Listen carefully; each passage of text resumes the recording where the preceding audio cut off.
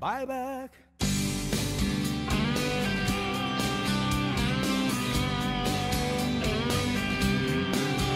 We got home from school, mother was mad. She stayed away for dinner. I thought she'd been last to bed hungry, but warmth was on the table. I can feel the magic moment if I close my eyes.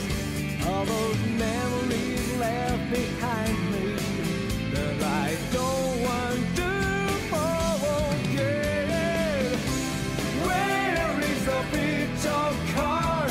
Where is our round town cafe? Bulldozers and cranes roll through my face. Where is the picture card? I just want to hold that wheel again.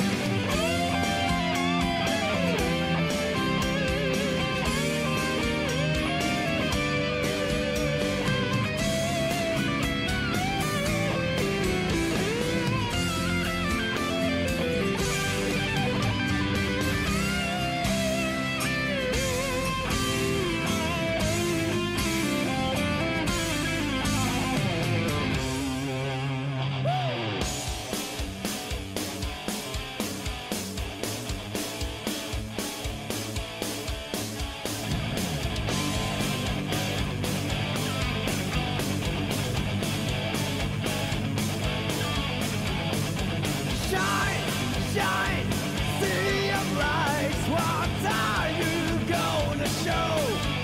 You're just station among what you used to be.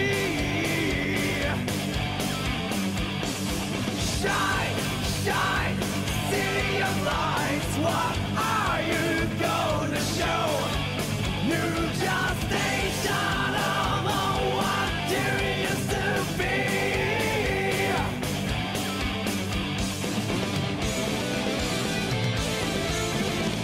I can feel the magic moment if I close my eyes.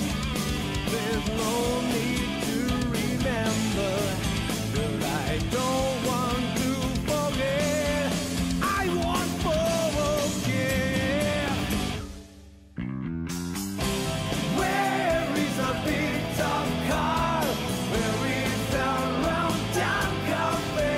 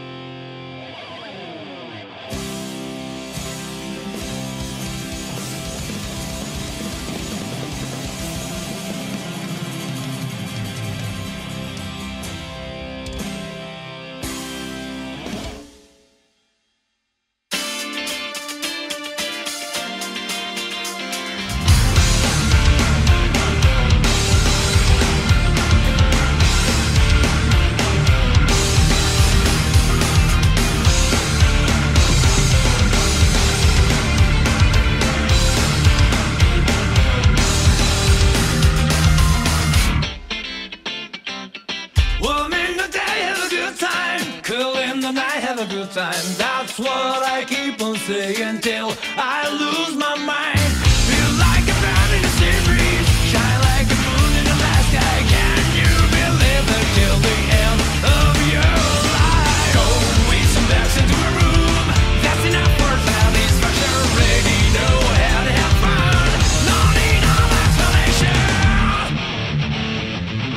Whoa, what's it worth of nothing? Whoa, what's it worth of nothing? Sure, that doesn't matter. Storyteller. Whoa, what's it worth of nothing? Whoa, what's it worth of nothing? Oh no, it doesn't matter. So we will never lose. That I didn't ever be taller. That she loves some another. Just cause you think you know me, don't try to change my mind. Happiness of seeing a newborn. All future that could be dream of. Everything will be judged by our moral life. Go with some labels in the hands. Great papers that are easy to fold. Don't mind if we make a mistake. Then it goes on very long. Whoa, what's the worth of nothing? Whoa, what's the worth of nothing? Please spread these words forever. Storyteller. Whoa, what's the worth of nothing? Whoa, what's the worth of nothing? How can it not matter? The soul we lost one by one.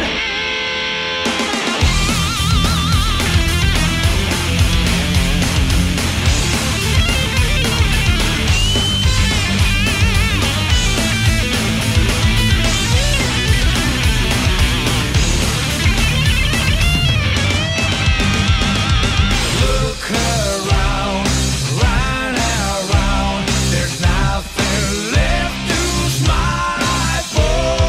Look around, run around. There's nothing left to cry for. Whoa, what's the worth of nothing? Whoa, what's the worth of nothing? Don't ever let it fade out. Storyteller. Whoa, what's the worth of nothing? Whoa, what's the worth of nothing? There is no need for sorrow. Great songs will never die.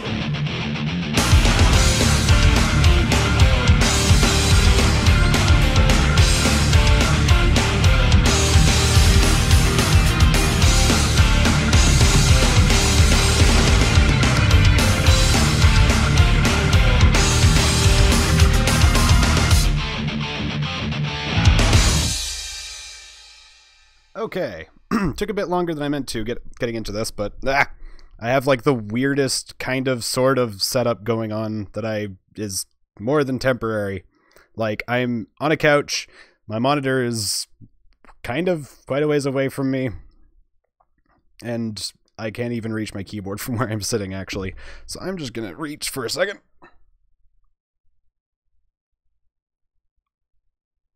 I miss having a desk.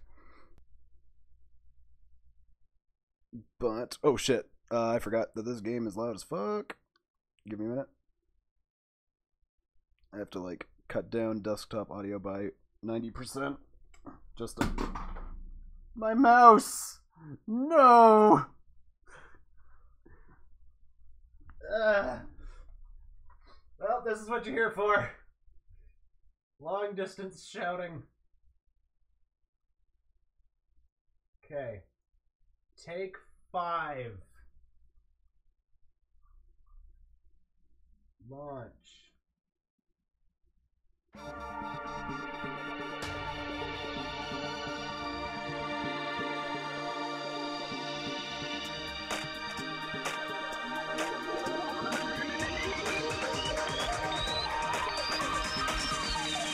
Danganronpa.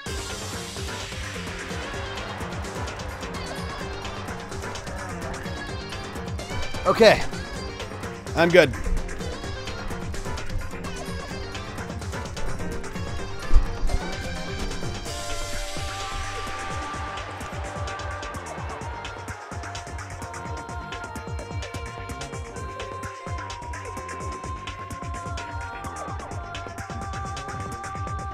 Just gonna be playing this opening because fuck, I love it.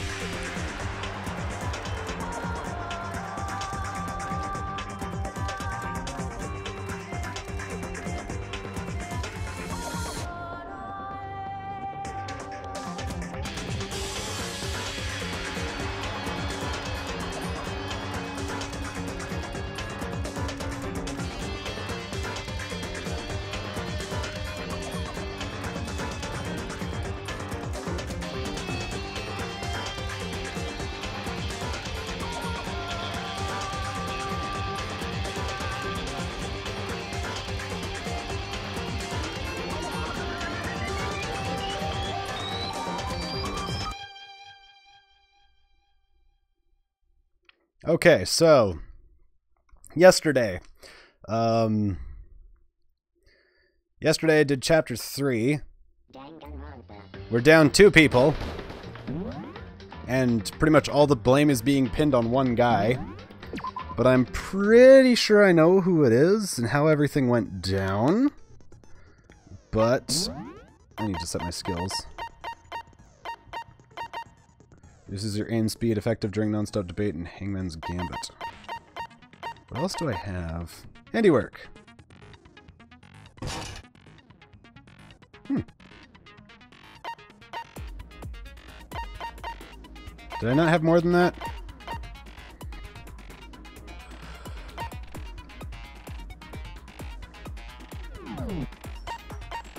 Actually, why don't I look at the truth bullets?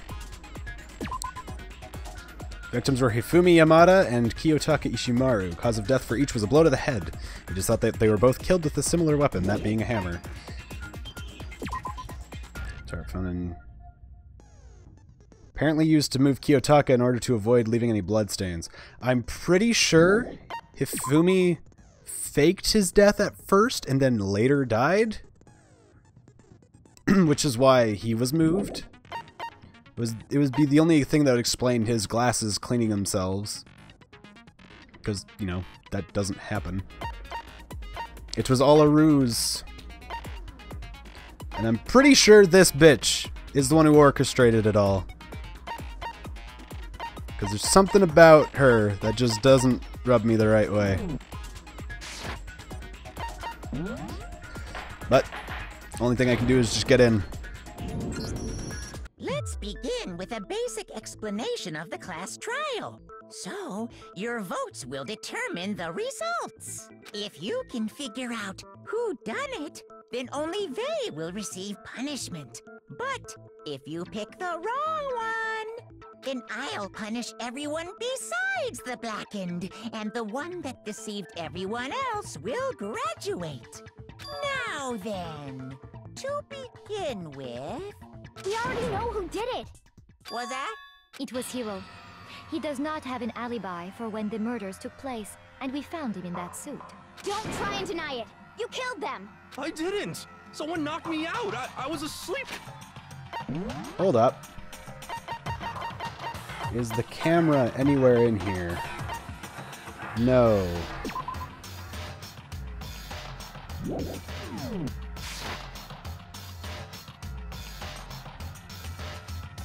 Shut your murdering mouth, murderer! Who are you calling a murderer? I am sorry to say, Hiro, but we do have evidence. Blueprints for the suit. Parts we assume were used to build it, and all of it was found in your room. You have to admit, the evidence is quite compelling. It points to you as having created the suit and wearing it while committing crime after crime. How many times do I have to tell you?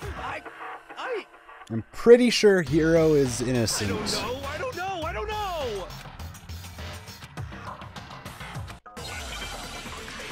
Oh boy. And now the difficulty settings that I made are going to make themselves clear. Oh boy. Costume, message, blueprints. I can also copy things, can't I? Everything we found in your room. The blueprints, the suit parts, they are... Whoops. But you are the culprit. I don't know anything about that stuff! Whoops. It's not true! It's a conspiracy! Ah, there's like a thing I can do. Hiro, why? Why did you kill them? No! Just hold on a second! Compelling evidence that Hiro is the killer. Is that really true? Everything we found in your room. The blueprints, the suit parts, they are all proof enough that you are the culprit. I don't know anything about that stuff! It's not true! It's a conspiracy! Hiro, why? I feel like an idiot for making this the hardest difficulty now, because I'm just like, what do I even... No! Just hold on a second!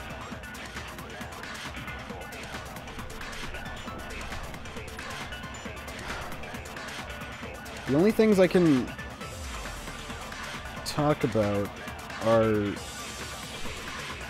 Can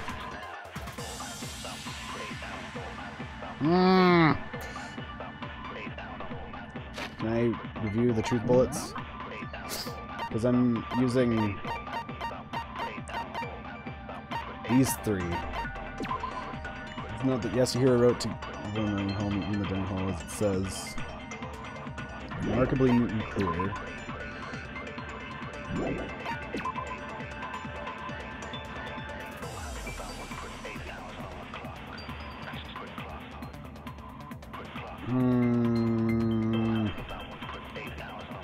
God damn it.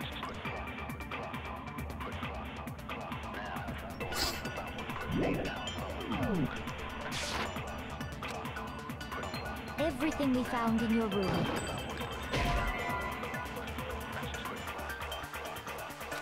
Shoot! I know there is, but I don't know. Everything we found in your room. No. Shoot! God damn it. Everything we found in your room. The blueprints, the suit parts, they are all proof enough that you are the culprit. I don't know anything about that How do stuff. It's not true. It's no. Just hold on a second. I forgot how bad I am at this. Everything we found in your room. So that's some... The blueprints, the suit parts, they are all proof enough. Aha! No, that's wrong. Getting somewhere. Are we sure Hiro really made those blueprints? What do you mean? Well, take a look at this. It's the note that Hiro wrote. The handwriting's obviously different, wouldn't you say? When you compare it to the blueprints. There's no way you could think the same person made both of them. Unless that person made it a point to disguise their handwriting. In evidence in his own room? The differences are bigger than that, I think. Come on! I'm not smart enough to think of trying to change my handwriting anyway. So Makoto, are you saying you don't think Hiro's the culprit? And he's not the only one. I think Hiro is innocent as well. Thank you, Byakuya. Then who was in that Robo-Justice suit? Is it like Hiro said? Was there really someone running around in a second suit? The suspicious individual hidden within the suit. Go ahead, Makoto. Tell them who it was. So, who was in the Robo-Justice suit?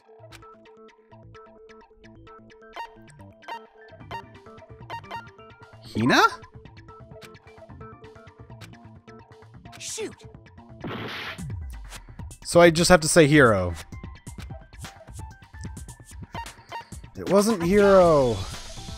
Other than Hiro, I can't think of anyone else it could have been. Obviously, he was the one in that particular suit. And we never found any kind of second suit. Then there can be no doubt. Hiro is the prime suspect. That doesn't make any sense. You just said Hiro didn't do it. It makes perfect sense. Hiro was the suspicious individual in the suit, but he's not the culprit. So what you're saying is... That's right. The culprit in this case has nothing to do with being in the Robo-Justice suit. What? It's a red herring. Now that's a bold assumption. And what reason do you have to make such a statement? You do have a reason, yes? Of course. But before we get to that, there's something else we need to clarify first. So let's get that out of the way. Hey, stop trying to boss us around. All things have a proper order. Thank you, Byakuya. So what is it? What needs to be clarified? We must clarify the method of transportation for Taka's lifeless body. It would seem that his corpse was moved using certain particular items. The tarp and the Makoto, dolly? Can you tell us what they were?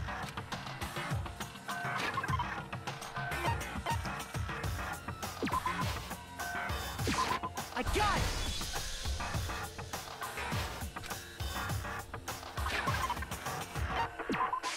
I got it! They were a dolly and a tarp, right? So, let's see if I can explain.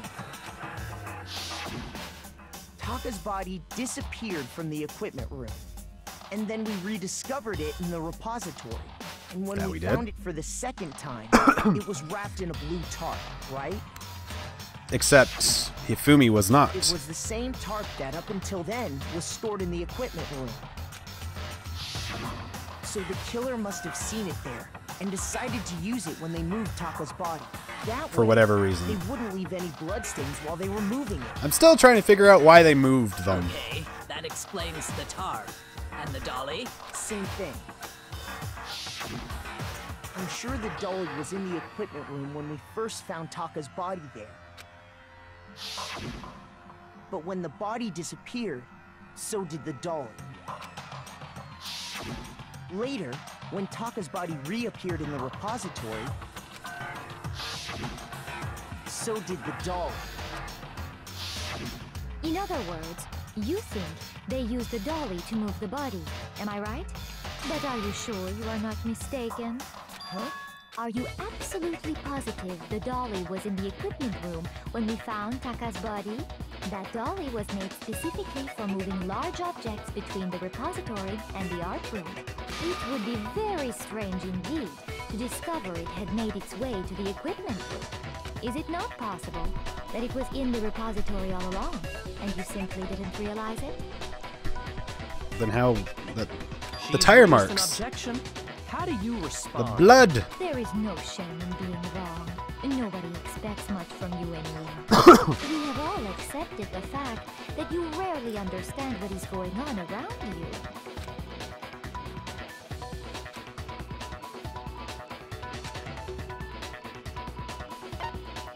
Yes, please.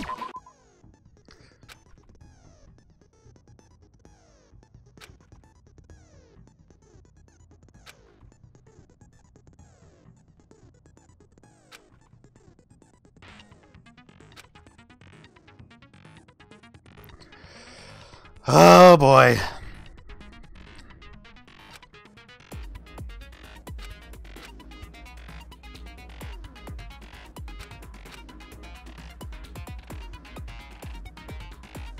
Oh boy.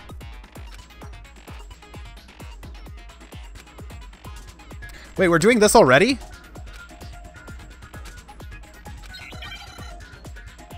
Uh-oh.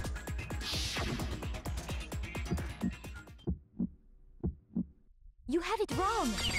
I cannot agree. You are a fool. So pathetic. Lies will get you nowhere. Do your worst. You miserable wretch. I cannot agree. You are a fool. Do your worst. You have it wrong. I cannot agree. You are a fool. So pathetic. Lies will get you nowhere. Do your worst. You God damn it. miserable wretch. I cannot agree. You are a fool. Do your worst. I can't see shit, Captain.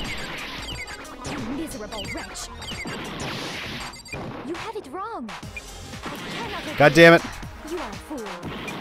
So pathetic. Lies will get you nowhere. Do your worst. You miserable wretch. I cannot agree. I apparently survived that.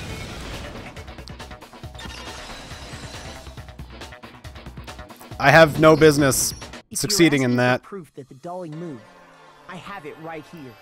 When I found the dolly in the repository, one of the wheels had a blood stain on it. There was a pool of blood in the equipment room with a tire mark in it that matched the dolly wheel's tread.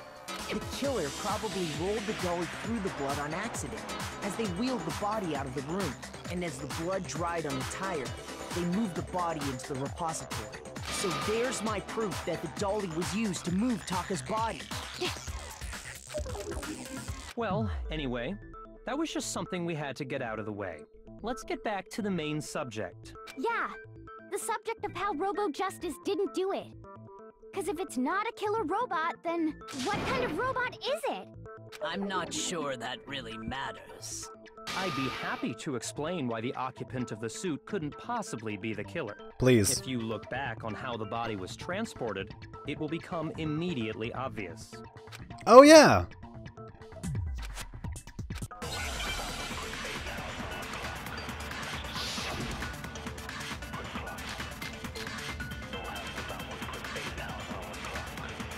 Okay. As we know, Taka was killed in the equipment room. And from there, the body was moved to the repository, correct? Yeah, the culprit wrapped the body in the tarp, then loaded it onto the dolly and wheeled it off, right? Now, keep in mind that the dolly doesn't have a handle. Well, yeah, but even without a handle, all you'd have to do is bend over. Yeah, got it. It's a good thing I missed. You're absolutely right that you could push a dolly without a handle if you stoop down low. But if you were wearing that suit, do you think you could actually get into a position like that? I knew it would be important. What do you mean? Think I back knew to what it. you said when we were all checking out the suit together. Remember?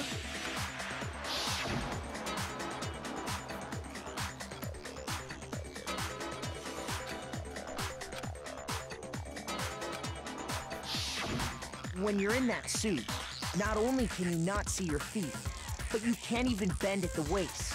Am I right about that? Now that you mention it, yeah. It seems like it'd be awfully hard to push that dolly if you couldn't bend over. Well, what's to stop you from simply pushing the dolly with your feet? When you can't even see your feet? You really think someone could kick the dolly all that way? Yeah, it'd be totally impossible. Not that I can say for sure myself. On top of that, if you were wearing such a rigid, cumbersome suit, it's very unlikely you would have the dexterity to go about wrapping the body in a tarp. Well, I mean, isn't that just a matter of taking off the suit when you're ready to move the body?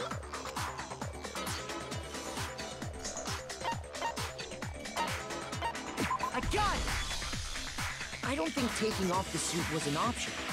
If you remember...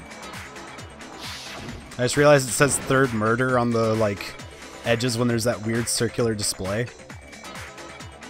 I don't know what's up with this thing, but I can't actually get it off. A little help?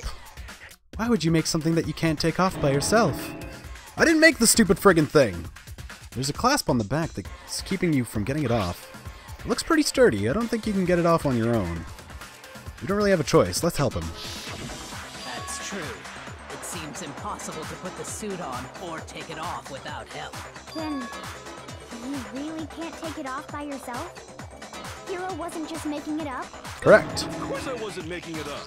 If he could have gotten it off by himself, I don't think he would have let us see him wearing it. Showing up in the suit was basically an invitation for everyone to suspect it. Yeah, that's right. So, it's really, really true that Robo Justice couldn't have moved the dolly? To be clear, whoever did move the body, it couldn't have been Hero in the robot suit, correct? No, wait. Just a second, if you please. Of course. Have you forgotten about the picture that I took? You all got a good look at it, did you not? He's not holding the image of Hifumi Hifumi. being dragged away by Robo Justice? He didn't get... Like, that's not a very strong Whoever grip. was in that suit is not the culprit. How do you explain that? Besides, do you remember what the now deceased Hifumi said?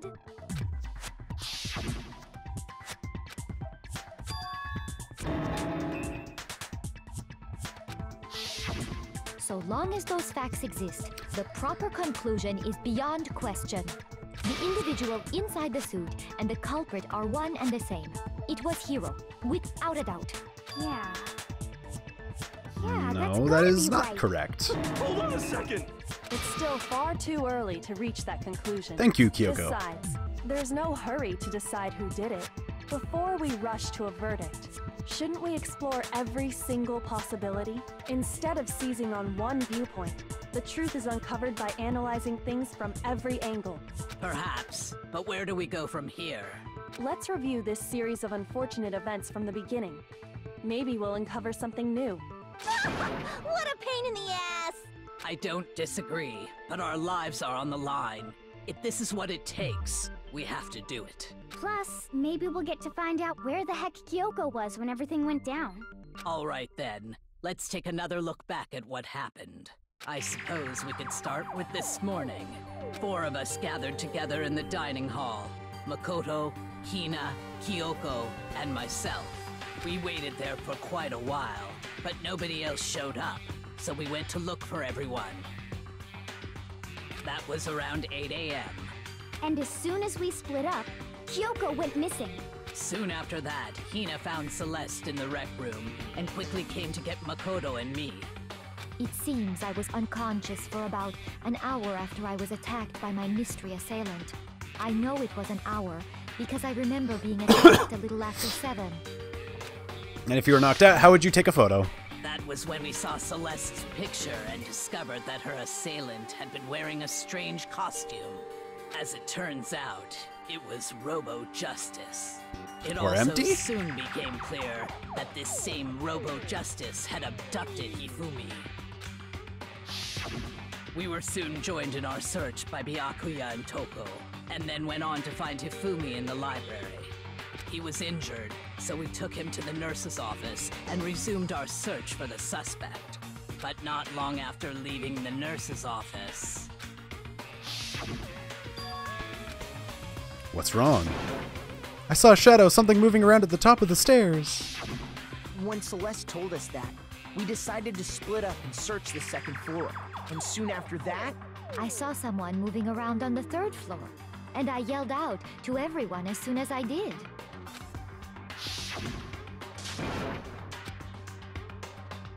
That was a rather intense scream for someone like you. I saw him, the strange costumed man. He ran off as soon as I screamed. I was blocking the stairs and he headed further down into the hallway and disappeared. and then... Huh? What was that? That came from downstairs. It must have been... Hifumi, he's in the nurse's office. This is bad. Come on, we have to go back. At that point, we decided to divide up into 2 groups. Celeste, Hina, and I went back to the nurse's office, while Sakura, Byakuya, and Toko chased after the suspect.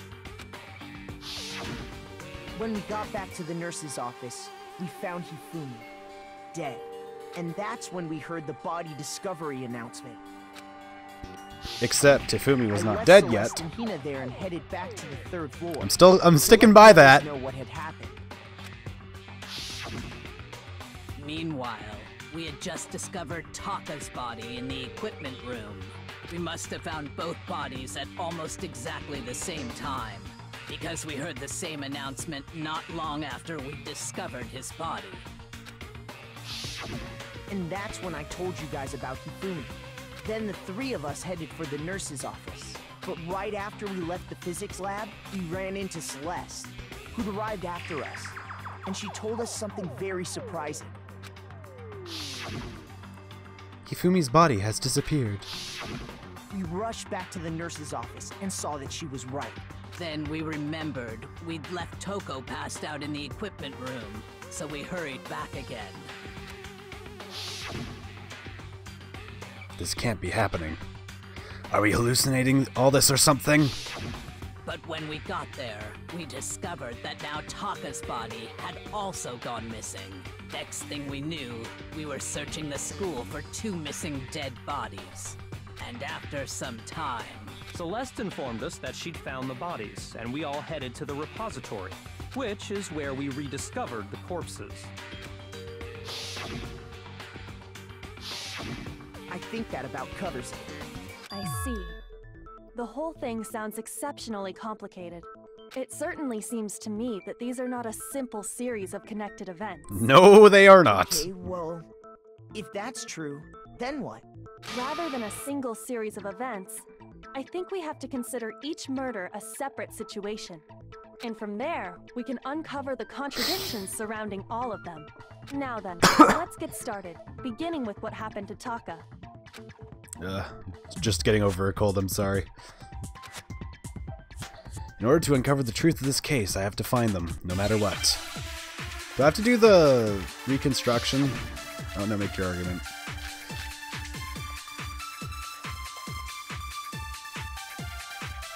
So, regarding Taka's death, I wonder if he died before Hifumi, or perhaps it was after?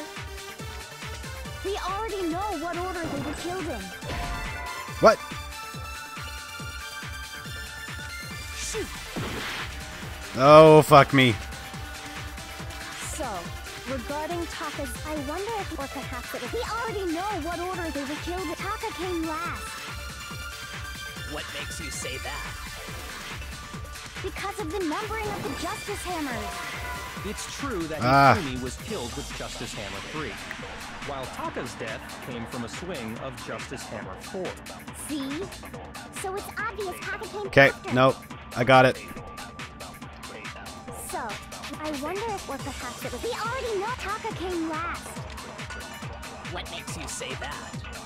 Because of the numbering of the Justice Hammers. It's true that Hifumi come was on. killed with Justice Hammer 3, while Taka's death came from... See? So it's obvious Taka... I know. I got it. Broken wristwatch. So, regarding, I wonder if, or perhaps it was... We already know Taka came last. What makes you say that? Because of the numbering of the Justice Hammers. What? Shoot! The broken wristwatches with the...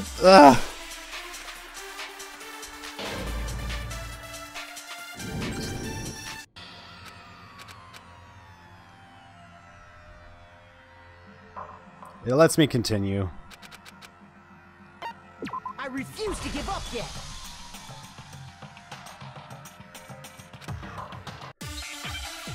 I'm thinking about this wrong. I've got the right idea, but I'm doing it wrong.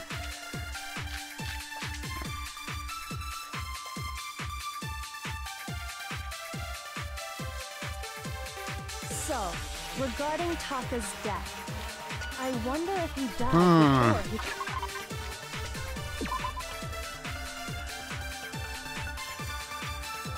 Similar weapon, but the broken wristwatch tells us what time he was killed, is the thing.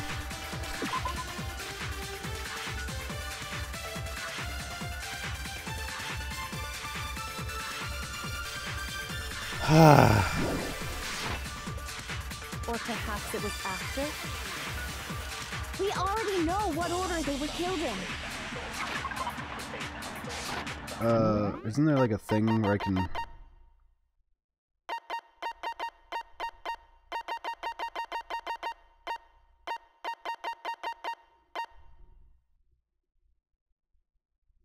Ah.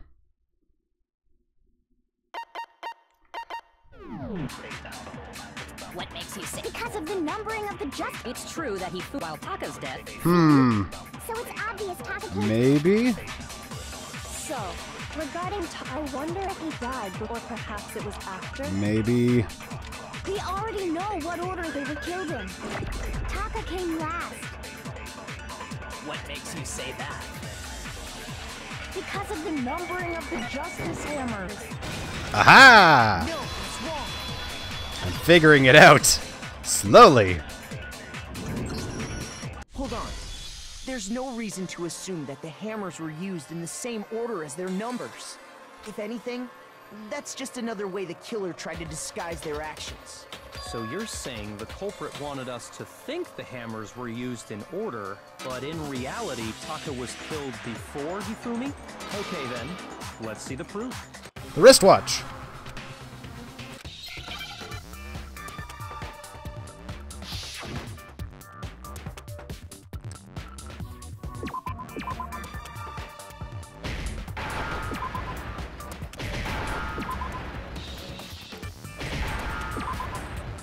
T.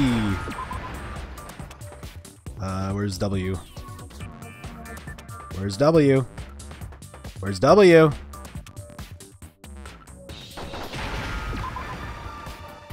T. Now I need a C. A C would be great. A C would be awesome, really. And now H. Come on, H. Bam. Now I understand. I've got it. Taka's wristwatch. See? Look. It broke with the hands pointing just past 6 o'clock. It must have gotten broken when he was attacked by the killer.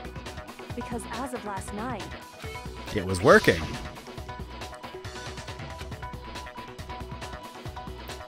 Taka's irritated voice pierced the air as he stared pointedly at his wristwatch.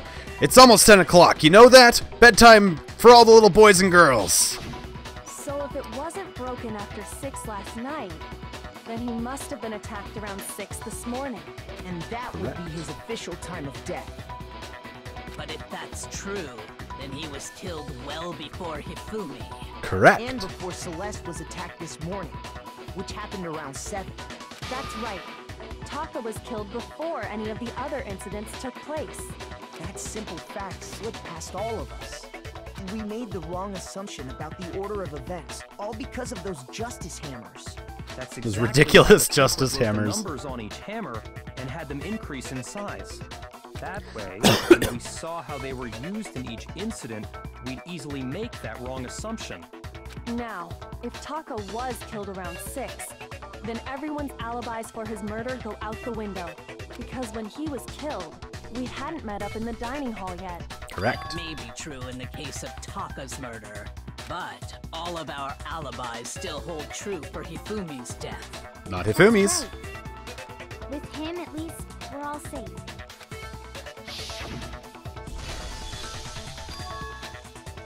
Yeah, this one again. When we heard Hifumi screaming, we were all together. Except for Hiro and Kyoko.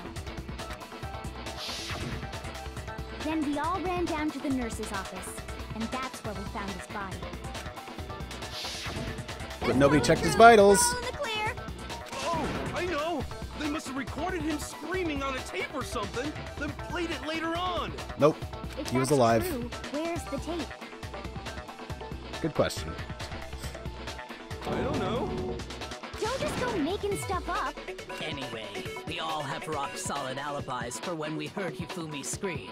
Since Unless all of us Hifumi were there was together, clearly none of us could have killed the assistant person. And it does They had a not word for stop it. The there. accomplice. There we There go. was also the moment when we discovered his body had disappeared. When his body vanished from the nurse's office, Hina and I were in the bathroom together, while everyone else was in the equipment room, correct? And then there's the disappearance of Taka's body from the equipment room. At that time, we were all gathered together in the nurse's office because of Hifumi going missing. Well, don't forget, I was passed out in the equipment room the whole time. Wait, You were. then what if Genocide Jill did it? She could have dragged Taka's body out of there right then! Absolutely did not. Even if she could pull that off, there's no way she could have done the same with Hifumi's body. Because, as we just established, she was passed out in the equipment room when his body disappeared. Besides, I didn't do either of them anyway. In other words, it is impossible that any of us could have killed Hifumi or moved either of their bodies. On the other hand, Hiro and Kyoko had disappeared. So Kyoko. they most certainly could have done those things. So what now, Kyoko? For now, we can't get fixated on who did it, or we'll just keep going around in circles.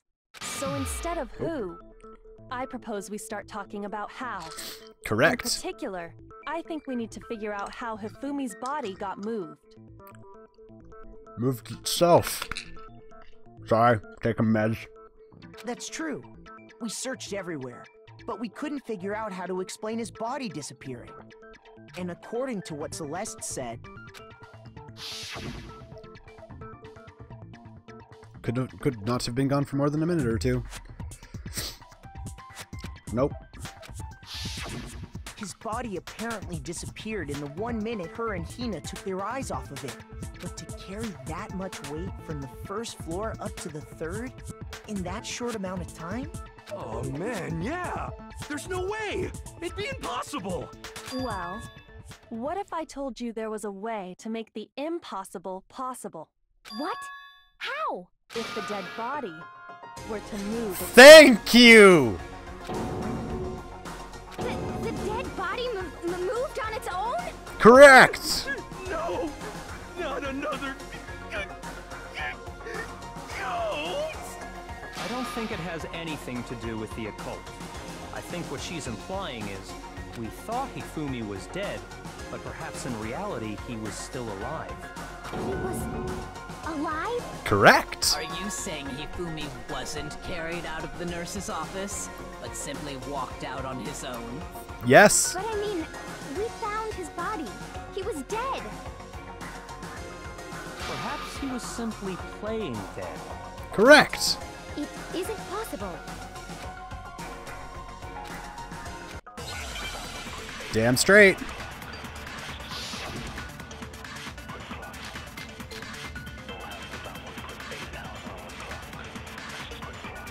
saying that when we first found Hifumi in the nurse's office, there's a chance he was actually still alive? No, it is impossible. Hifumi was dead, without a doubt. And you know that how? Surely you heard the body discovery announcement along with the rest of us. Hifumi's dead body had been found. Ah! I jumped the gun. Shoot! Are you saying that when we first found Hifumi, there's a chance he was actually still alive? No, it is impossible. Hifumi Restore was fast. dead, without a doubt. And you know that how? Surely you heard the body discovery announcement along with the rest of us. Hifumi's dead body had been found. And that is why the announcement was made. Are we really so sure about that? Maybe the announcement was intended to signal someone else's discovery. Someone else's discovery. Are you saying that when we first found... Hold up. There's a chance he was actually still alive? Okay, what was Celeste's account again? Oh, crap. It is What is Celeste's account again? Whoops. Celeste's account. Fumi's body disappeared when Celeste and Hina left the nurse's office to use the bathroom. Apparently they weren't gone for more than a minute or two. Hifumi was dead, without a doubt. And you know that how? Surely you heard the body discovery Oh! announcement Oh! Oh! along Oh! with Oh! the Oh! rest of Oh! us. Hifumi's dead body had been found. And that is why the announcement was made. Are we really so sure about that? Maybe the announcement was intended to signal someone else's discovery. Shoot! Shush. I'm an idiot.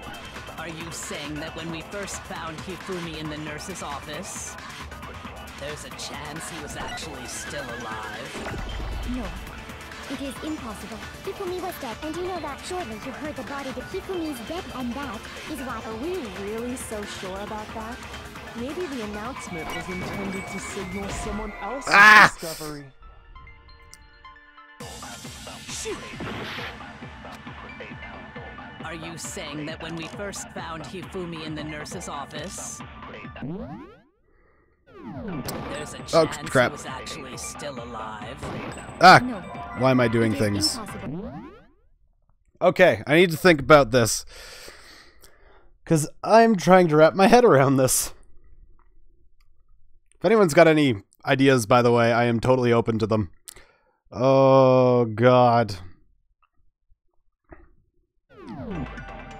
Hifumi was dead, without a doubt. And you know that how? Surely you heard the body discovery announcement along with the rest of us. Hifumi's dead body had been found. I'm literally just trying anything at this point. Shoot! Are you saying that when we first found Hifumi, there's a chance He was actually still alive. Oh, shit. No, If Hifumi was dead, and you know that. Surely you heard the body that Hifumi's dead, and that is. Are we real? Maybe the announcement was intended to signal someone else's discovery. Are you saying that when we first found Hifumi in the nurse's office, there's a chance He was actually still alive. Nope, I fucked up.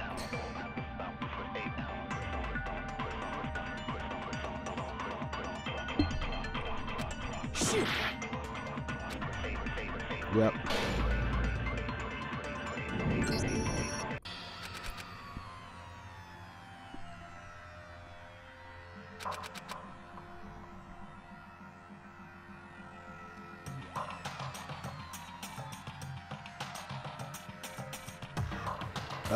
Yes. I refuse to give up yet!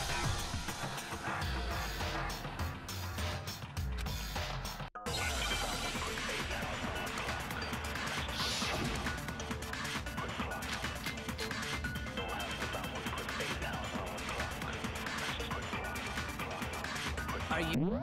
I just need a second. I need to think about this.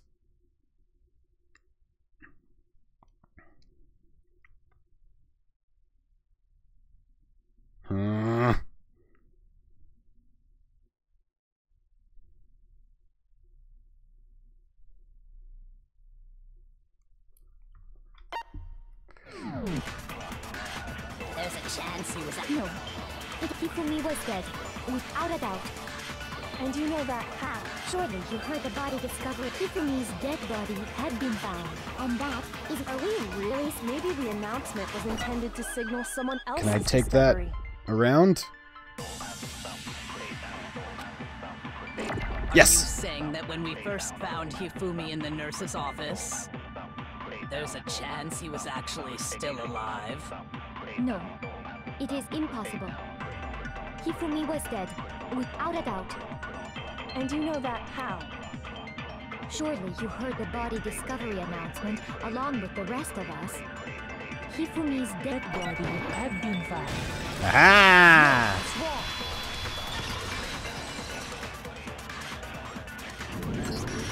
Was the body discovery announcement that was made really intended for Hifumi? Of course it was.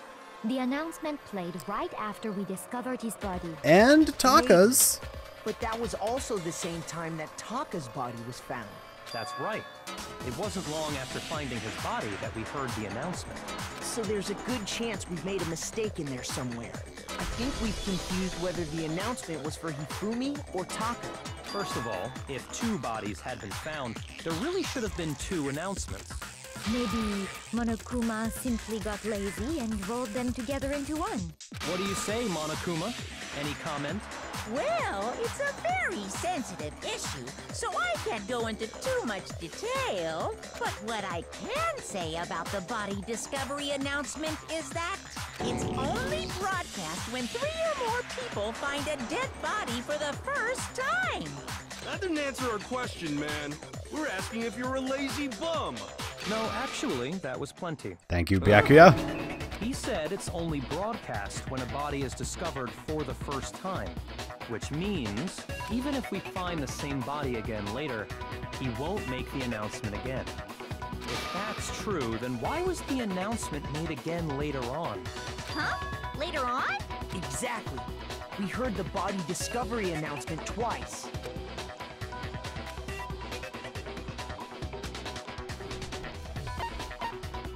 I got it! We heard it a second time in the repository, when we rediscovered the 2 bodies.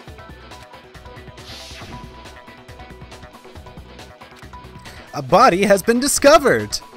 After a certain amount of time, which you may use however you like, a class trial will begin. It didn't seem weird at the time, but it contradicts what Monokuma just told us, doesn't it? Exactly.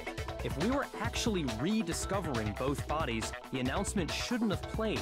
Then in reality, when the 2 dead bodies were rediscovered, one of them was actually being discovered for the first time. Correct. So, when we found Hifumi the first time in the nurse's office, he wasn't actually dead yet. Meaning, he wasn't actually found dead until we came upon him in the repository. And that's just part of it. There's one other thing that leads me to believe he was still alive in the nurse's office. Oh, I know! Because he was super good at playing dead! Bada bing, bada boom! Thanks for playing. Worst logic I have ever heard. Thank you, Celeste. I do not think there's You heinous anything that bitch. can prove he was still alive. Okay then, let's take another look at the events surrounding the discovery of his body. Then it should become clear whether he was really alive or not. This whole thing is pointless. Glasses. It was the glasses. Aha. Well, here's one thing we do know. The first time we found Hifumi's body was in the nurse's office. And then, while me and Celeste were in the bathroom, his body disappeared.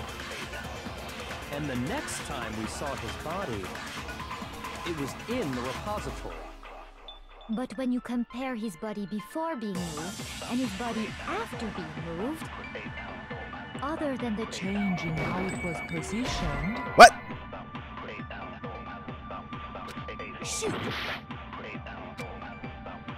Well, here's one thing we do know. The first time we found him, and then his body And the next time, it was in... But when you compare his body before... Other than the change in how it was positioned, there was no notable difference. Ha ha ha! The glasses! I jumped the gun, but I'm still right. In fact, There was one clear difference between Hifumi in the nurse's office and the repository. His glasses. That fact alone proves that he was only playing dead in the beginning. Perhaps you'd like to fill the rest of us in? When we found Hifumi in the nurse's office, his glasses were covered with blood. But when we found him again later in the repository, Clean. they were spotless. And I found the item he used to wipe them clean in the nurse's office trash can. Do I have to present the item? God damn it. I got it! It was a glasses cleaning cloth featuring a certain cartoon mascot. One look at the bloodstain on the cloth should make things clear. This piece of cloth was used to wipe Hifumi's glasses clean. And the mascot on the cloth is the same one that's on the digital camera, right? That was Hifumi's. And whose digital camera was it? Hifumi's, of course. The character was Princess Piggles from Demon Angel Pretty Pudgy Princess, I think. I highly doubt anyone but Hifumi would have brought something like this to school. Correct. See your point. And the only people here who wear glasses are... Hifumi, Byakuya. I wouldn't be caught dead using a tacky piece of garbage like that. A few tissues is Oh yeah, all I need to Toko. keep my glasses clean. Then there's no question. It belonged to Hifumi. So what you're saying is... What exactly? What I'm saying is, the blood on his glasses was wiped away using his own glasses cleaning cloth. Even if that is true, it does not mean he wiped the blood off himself. But who would benefit from a clean pair of glasses other than the glasses owner? Correct. That's a good point. And it must have been him, right? So let's assume that Hifumi was still alive in the nurse's office. He pretends to be dead. Then when he's alone, he wipes his glasses clean Oh, so shit. he can see. I just realized something. Give me a moment. I have a chat thing up. And I have it set to the way wrong thing. There we go. Anyways. Then he stands up and walks out on his own 2 feet. And with that, the impossible task of moving his copious corpse becomes possible, wouldn't you say? But then, if he was just pretending to be dead, what was with all that blood? Was it paint or something? Blood packs in the fridge. The fridge in the nurse's office contains packs of blood for emergencies. He probably used one of those. He figured if he was gonna play dead, he should go all out, so he just dumped it everywhere! But he got crazy with it and had to wipe his glasses off when he was done! God, what an idiot! And if Hifumi was still alive at that point, the disappearance of Taka's body is easily explained. It should be perfectly obvious who must have moved Taka's corpse. Hifumi. I got it! It could only have been Hifumi. While we were all gathered in the nurse's office, he went to the equipment room and took Taka's body. That also explains how the door to the repository got locked. Because you can lock it from the inside without a key. The door was locked? Well, after the bodies disappeared, we all went looking for them, right? So me and Sakura headed for the repository. But when we got there, the door was locked. And the repository door can only be locked from the inside. Which means, when Hina and Sakura got to the repository, someone was already inside. And it could only have been Hifumi, who just finished stashing Taka's body there. He convinced us all he was dead, and when he saw his chance, he dragged Taka's body to the repository. So, Hifumi wasn't just another victim in this case. He was one of the assailants. But that means he took part in the murders. Correct. If you're having trouble, would you like me to show you one more piece of evidence? There's more? Oh, absolutely. Thank God there's The two characters that are single actually biggest fact smart. Pointing to his involvement has yet to be revealed. You know what I'm talking about, right, Makoto? The item he took off of Taka's lifeless body? E-handbook?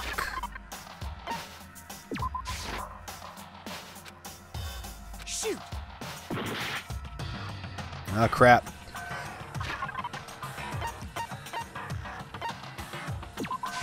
I got it! The note. Forgot about You're that. talking about the note Hifumi had hidden away, aren't you? Hidden note? Correct. That's right. We found it stuffed in his pants. What? In his... Don't worry about it. Yes, his pants. Okay, well, forget about the pants for now. Take a look at what the note says. I found a hole maybe we can use to escape. Monokuma can't find out, so don't tell anyone else for now.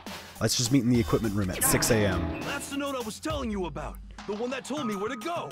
Huh? Wait, this one's a little different.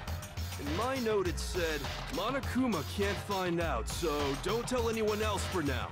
Let's meet in the rec room at 1 a.m. I see. Then this note isn't the same one Hiro got. Correct. The same? In other Obviously. words, the killer got in touch with another person besides Hiro. Taka. And that person could only have been... I got it! That's right! Taka! The killer used this note to draw out Taka and murder him. Hello? Over here! Objection! Objection! I don't really understand what's going on, but Hifumi had that letter, right? So whoever wrote it wasn't drawing out TikTok, they were drawing out Hubby! Just to be clear, TikTok is Taka and Huffy is Hifumi, right? Yep. Oh, yes! Why must you ruin it every time? Oh boy. Make your argument? Thank God. Oh my God. Huffy had the note, right? Then the person it was intended for must have been Huffy! But remember what the note said. What time did it say to me? 6 a.m., I believe. The time doesn't matter! The note has nothing to do with TikTok! Hold up. What do I have? Huffy had the note, right? Oh, yes. Then the person it was intended for must have been Huffy! But remember what the note said. What time did it say? 6 a.m., I believe. The time doesn't matter! The note has nothing to do with TikTok! No, it's wrong.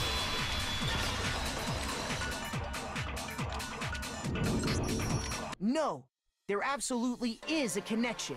What the hell are you talking about?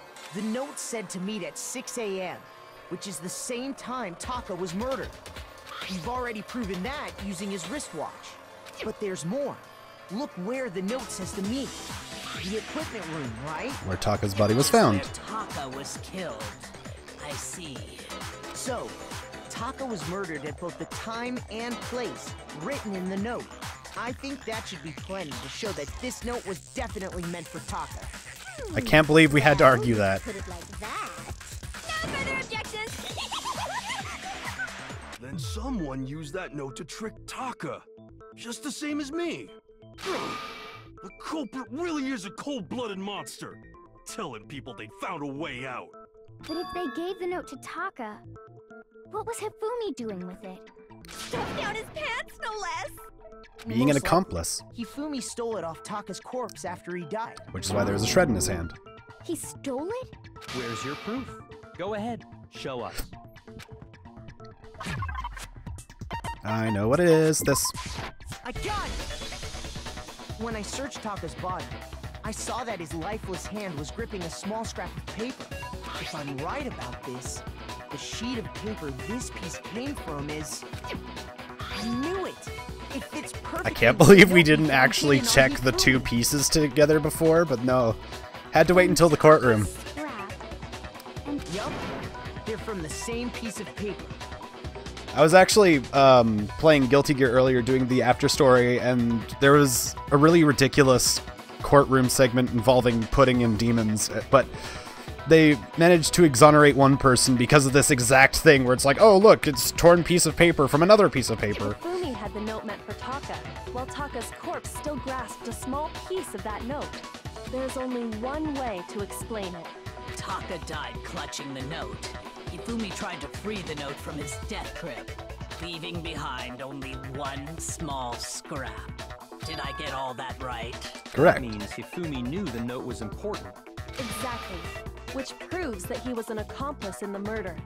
Whoa, Yeah. After seeing all this, Hifumi was super involved in this whole thing for sure. In fact, he was behind the whole thing. In fact, he's still alive! No, he's very dead. Sorry, no. When we found him in the repository, Hifumi was truly and completely dead. The second body discovery announcement proves that.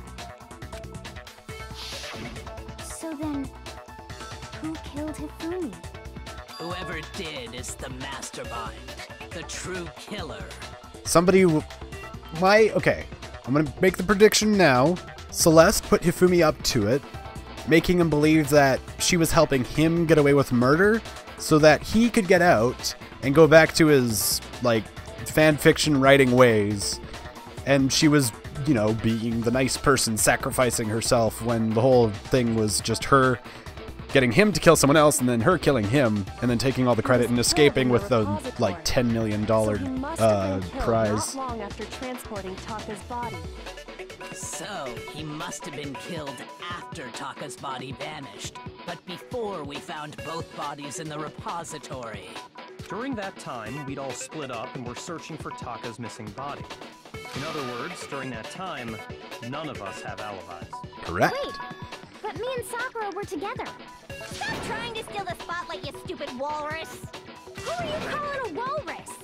Anyway, when they were killed bothers me too.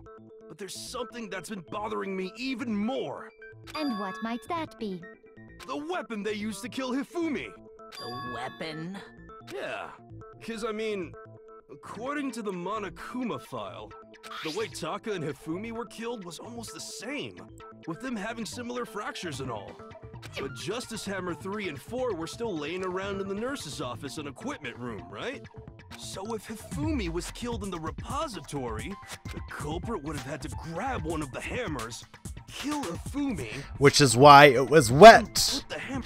For the record, just for anyone who wasn't here yesterday when I did it, but spotless hammer. One of them was found wet and had been recently washed. But wouldn't that be seriously risky for him? I'm surprised. It seems there's some semblance of a brain knocking around that skull of yours after all. Hell yeah, it's packed in there good and tight. He's right, though.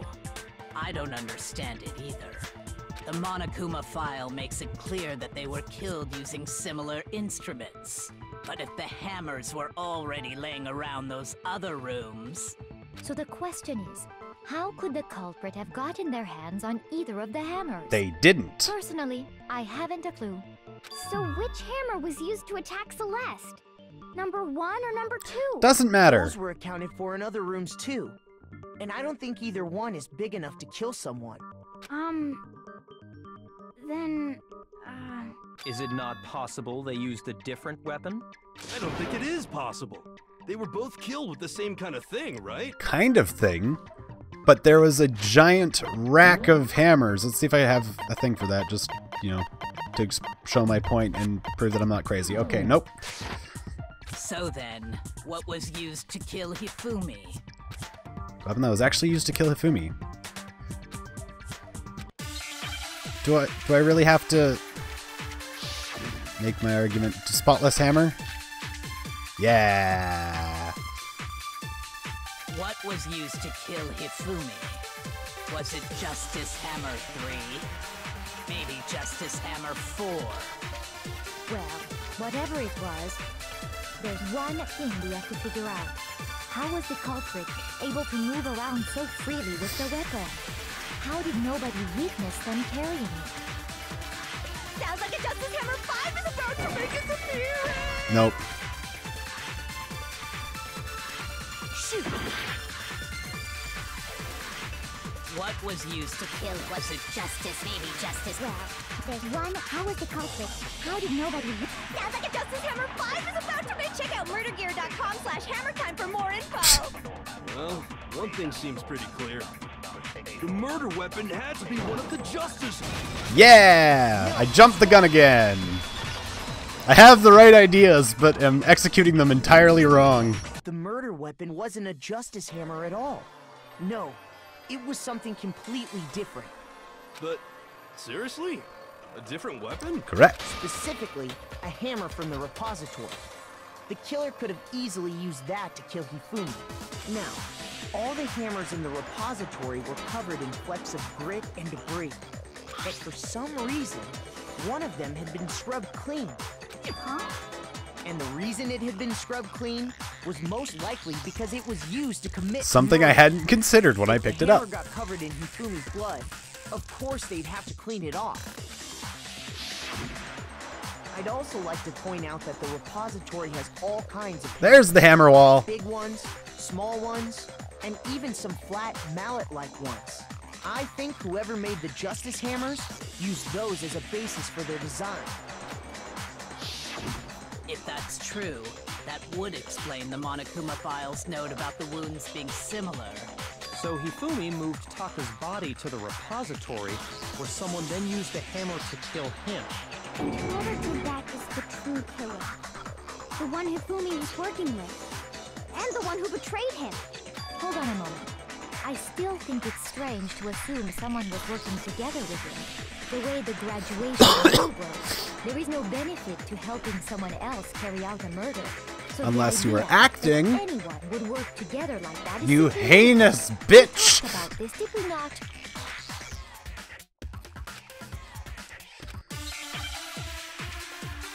When can I start accusing people?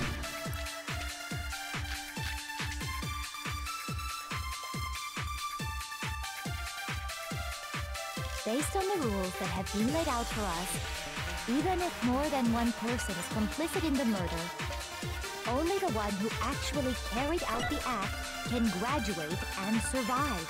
Assuming the rule holds true, it is simply impossible that two people work together on this. That is how the rule was explained to us. But that only really applies if there's one murder, right?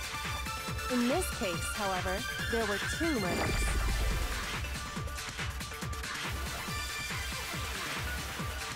I think I have to use two murders on That have been possible. laid out for us, even if more than one person is complicit in the murder, only the one who actually carried out the act can graduate and survive. Assuming the rule holds true. Yes! No, it's wrong. I'm getting it. I'm figuring it out. I feel smart. Since there were two murders, it's at least plausible that more than one person was involved. What do you mean? If there'd only been one murder, then yes, the idea of an accomplice isn't really worth considering. Naturally, if only one person can be saved per murder, an accomplice has no risk versus reward benefit. Risk versus reward benefit? The payoff for working together. The reward that balances out the risk of taking part in a scheme. There's no point in being someone's accomplice if there's no benefit to you. However, if there were some potential mutual reward for the risk, then cooperation becomes possible. You're saying that two people could act as each other's accomplices to commit two separate murders. I think that's what the true killer told Hifumi. They would each have an accomplice for their crime, and based on the case's events, Hifumi would have been the first one to act. Okay, murdering so I Taka. wasn't entirely They made him correct. carry out the first murder so he couldn't back out of helping them later on. So in this case, there wasn't one single person committing multiple murders. Instead, each person killed someone, creating two separate incidents. And it only looked like one person because that's how the true killer designed it to look. A single suspicious individual, a similar weapon used in each crime, disappearing bodies. By creating one seamless set of circumstances, they made it look like one person was behind it all. The mastermind picked their target and managed to convince him to go along with their plan. And then, to avoid the no accomplices rule, they simply killed their accomplice. Which, if true, means that betraying Hifumi was part of the plan from the very beginning. That's just awful. How could anyone be so cruel? You think so? I can't help but admire its cunning. Still, their choice of accomplice seems odd. Actually makes a lot of sense. Oh, sorry. There we go.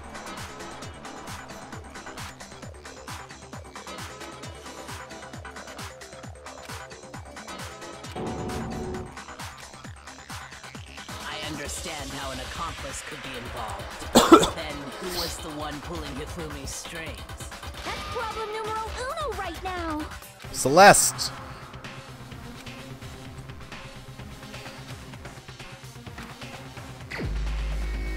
It was Celeste! Here's my answer. It was Celeste. So I'm the suspicious individual now, am I? I really do hate this kind of joke. A joke? I wonder. So what you are saying, then, is that I specifically chose to work together with Hifumi. Because the timing was right. The idea that I would choose to spend any amount of time interacting with him Makes him a better choice. within 10 feet of that Shit for brains, that lazy, worthless goddamn idiot! Pardonnez-moi. Just to be clear, there is evidence to support it. Is that so? It is. Throughout the investigation, there was certain behavior that was common only to the two of you. Considering what we've learned so far, it only further proves that the two of you were working together. I got it! The behavior they had in common has to do with the suspicious individual in the suit, doesn't it? The only ones who ever actually saw real justice firsthand were Celeste and Hifumi. Shush. The adults are talking now.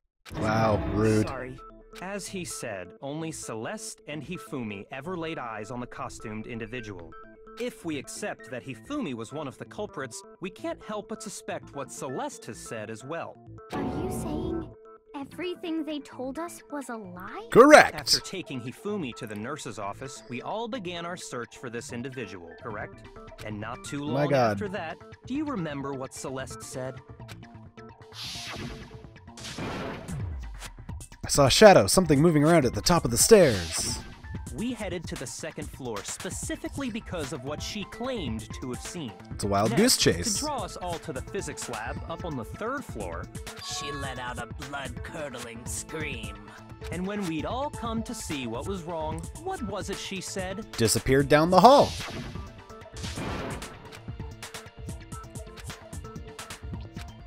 Ran off as soon as I screamed, blocking the stairs, headed further down into the hallway, and disappeared. Once she'd done her job of getting us all up to the physics lab, it was time for her partner to get to work.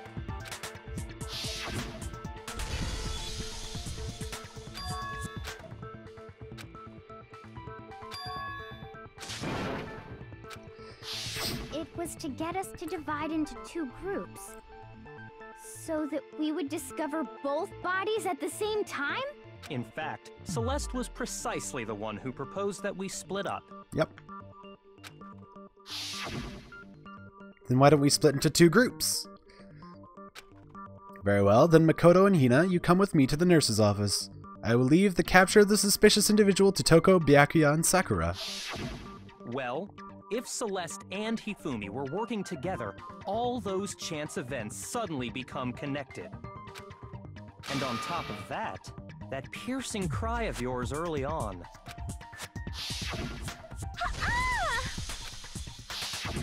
Not That really was to blood-curdling, signal but... Hifumi, wasn't it? It was your way of telling him, we're on the third floor, everything's going according to plan.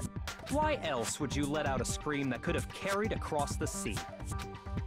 I just realized another strange thing. Have you? When we found Hifumi in the nurse's office, who we now know was only pretending to be dead,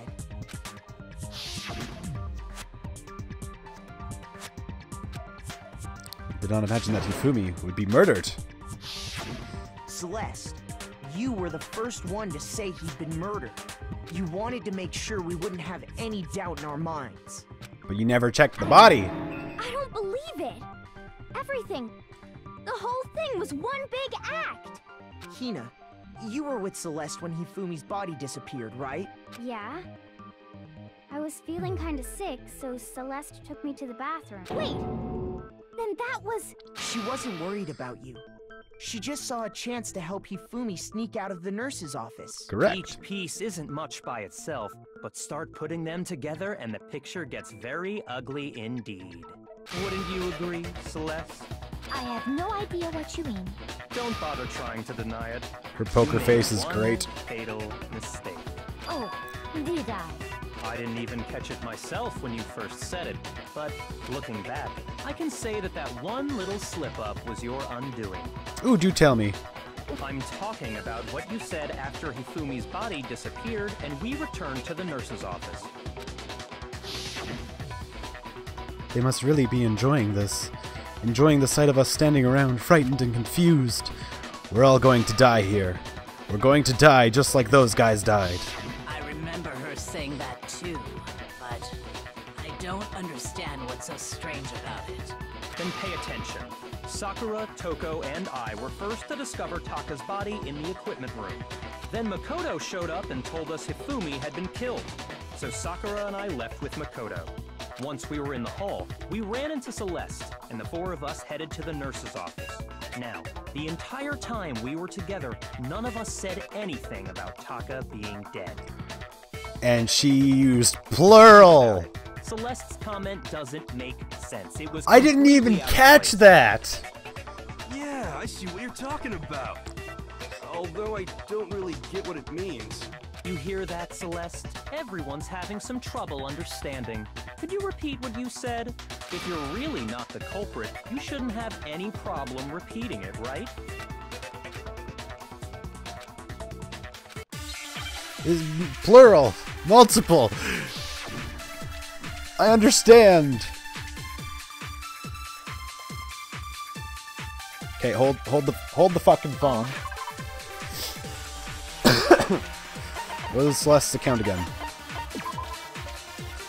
Disappeared when Celeste and Hina left the nurse's office to the bathroom. They must really be enjoying this. Enjoying the sight of us Whoops. standing around, frightened, Ah! confused. I didn't mean to fire.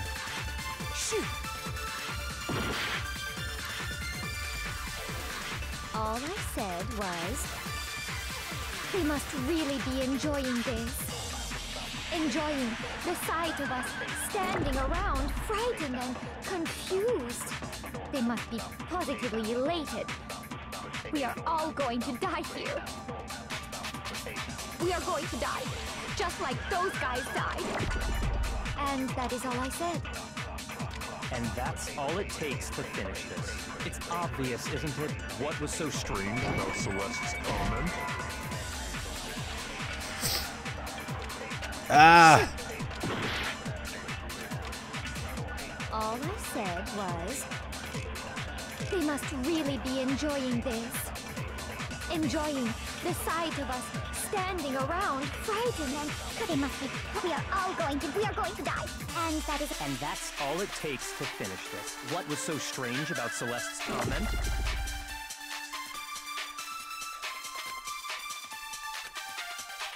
all I said was, They must really enjoying the sight of us. They must be. we are all going to die here. We are going to die, just like. Aha! No, that's wrong. Slowly but surely. That's right. I'm getting There's it. no reason Celeste should have said, just like those guys died. When she said that, none of us had told her Taka was dead. Exactly. And we didn't run into her until after we were all out in the hall. So there was never any chance for her to have seen his body in the equipment room for herself. So how did you know, Celeste? How did you know more than one person had been killed? And how did you know they were both guys? Because Kyoko had also disappeared, right? So she could have been dead too. You all have such vivid imaginations. You know that? And you're the gambler, so you have a poker face. Imaginations. You claim that I was lying when I told you about the suspicious person I saw. Your little shit for brains Then outburst, what about kind the of. picture I took? How do you explain this picture of the costumed villain dragging Hifumi away? It has to be some kind of setup, right? So let's put the suit on, and then she There used was the no camera's timer. timer to set up the picture. Have you so quickly forgotten? You are the only one who could have possibly fit into that suit. Plus, I happen to know that this particular camera does not have a timer. In other words, it is an unassailable fact that this But they is a lured picture of Hifumi they being lured dragged Hiro away. out. They knocked him out, put him in the suit, and then posed him. Because, like, Hifumi could have just held him there and then, you know, didn't look like they were very high off the ground. So, pose an unconscious dude in a suit. Yeah, I don't have it handy. If everything I told you was a lie, how can this picture exist? Simple. Ew. Are we sure that's really a picture of the suspect dragging Hifumi away? What could you possibly mean by that? Because Hiro was knocked out Surely around there 1 are a.m. Other explanations than the one. Just a second.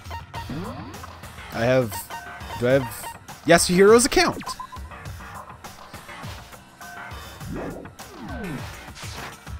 No, there is no other explanation.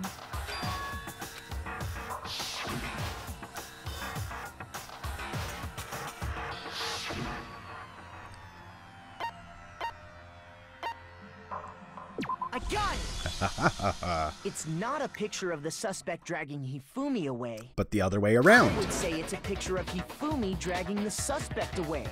That's certainly within the realm of possibility. The one being dragged off in that picture isn't Hifumi, but the person in the robot suit. We've simply been led to believe that it's the other way around.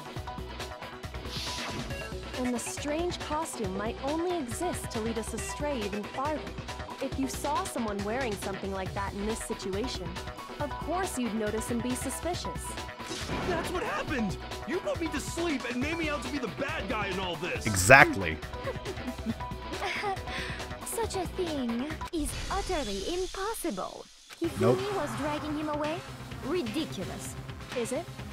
I don't think it's ridiculous at all. Then shut your mouth and allow me to educate you.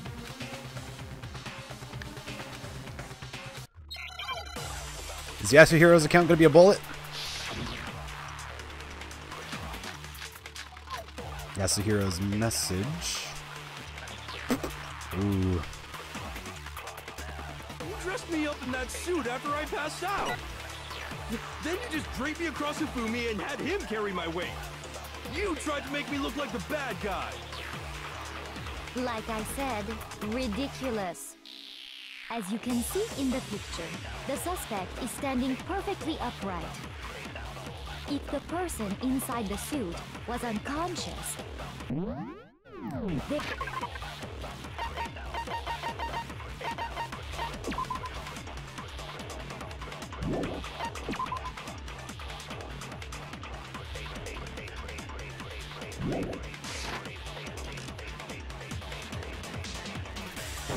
Then the fortune-telling Ah. idiot is the culprit after all! No way! I think I'm supposed to use the costume on that last thing that Celeste says. You dressed me up in that suit after... Then you just draped me... You tried to make me look... Like I said, as you can see in the picture, the suspect is standing perfectly upright. If the person inside the suit was unconscious, there's no way they could stand up. Yes! No, Thank God. Because it's like impossible to bend in that thing. No. Even if the person inside the suit were unconscious, they could still stand up like that. Considering we found him asleep standing in a locker. Because that Robo-Justice suit had a certain characteristic. It was not flexible. You totally can't bend at the waist. Seems like a pretty obvious oversight. That's right! They totally made a mistake when they made it, so it couldn't bend at the waist. I'm not so sure that was a mistake. I think the suit was designed from the beginning to be used the way it was. Celeste and Hifumi took the suit they'd specially designed and stuffed Hiro into it. That's how they were able to fake that whole thing. The point of it all was to make us believe whoever was in the suit was to blame. A red herring. Well then, I suppose this is checkmate. Checkmate?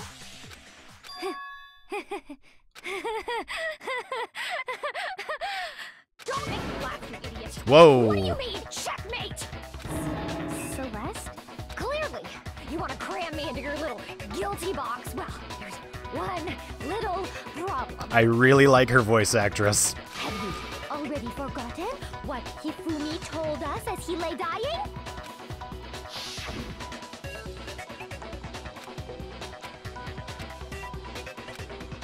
Yasuhiro. When we asked him who had attacked him, his answer was quite clear, was it not? He said, and I quote, Yasuhiro. In other words, Yasuhiro Hagakure! Right, but my name isn't really Yasuhiro. It's actually Taro. Your confusing statements don't make any sense. You're only making things more complicated. He did say Yasuhiro, but are we sure he was really pointing the finger at Hiro? What the hell are you talking about? I'll burn you alive! Kyoko, what do you mean by that? Think back to how Hifumi used to talk to us. How did he refer to each of us? Shoot! Think back, how did he refer to each of us? People's last names? That's right! Our last names! I actually didn't pay attention to how he talked. Exactly. I know I heard him say Mr. Naegi more than once, for example. So if Hifumi did mean to say Hiro's name, he would have said his last name, Hagakure. I'm sure it was Hagakure. just incidental. By chance, his first name. Indecent? Don't talk. Random chance. Now isn't that a convenient explanation? No. There's no reason to think he would have said the name any different than normal. But he must have run out of energy before he could say any more.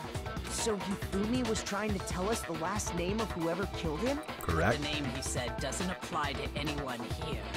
Well, no. Hold on. There's one person it could apply to, and that's Celeste. She never actually told us what her real name is. What did you just say? To think you'd take your false accusation so far, I don't know whether to laugh or spit! Come on! Enough with your idiotic blather! Yasuhiro is a loser's name! Do I look like a loser to you? Well? Jesus. What? I think I've earned the right to be a little on edge. Okay, then fill us in. What's your real name? Make sure your ear holes are wide open and listen up! My real name is Celestia Ludenberg. Could you please stop making me repeat myself over and over again? Just a second.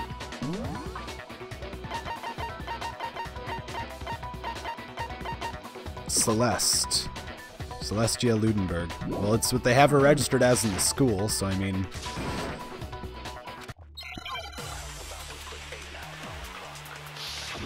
Ah, fuck me.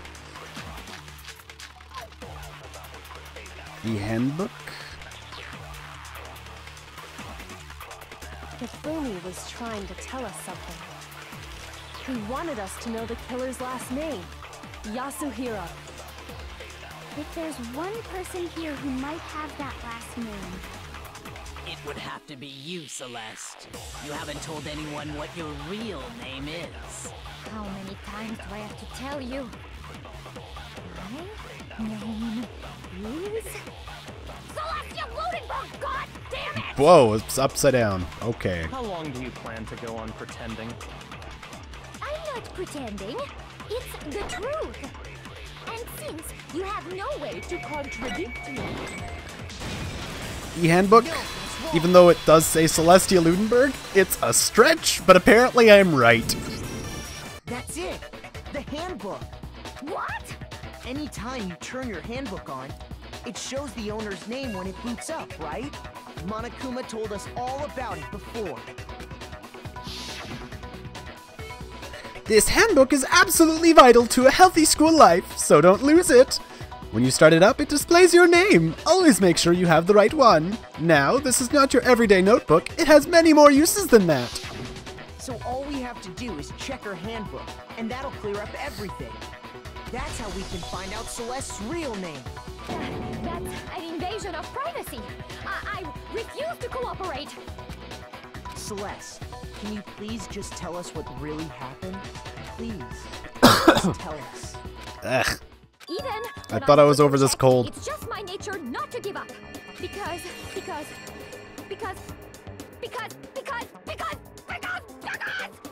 until the game's over, you never know what might happen. Fine then. Let me settle it. Let me go over the case again, from the beginning, and shed light on all your crimes. And that'll bring everything to an end. Oh, oh, fuck me, I hate this. Just a second, I'm gonna move my mic stand so I can lean in close. Oh my god.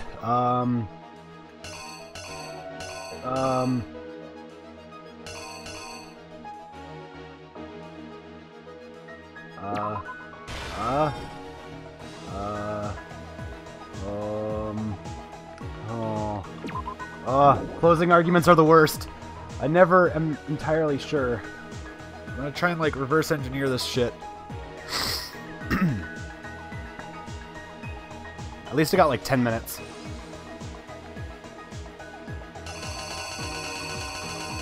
I've got the first 2 games, by the way, so as soon as I beat this game, it's gonna be the next one after that. Ooh, clock. That would be here.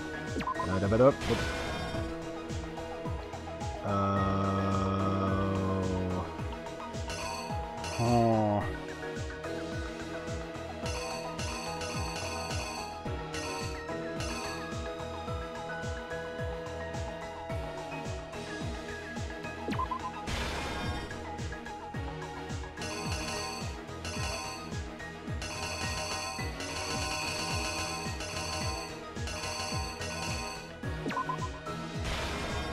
Okay, I'm gonna start placing shit randomly, because I like to make sure that I actually got shit right. So that was Justice Hammer 4.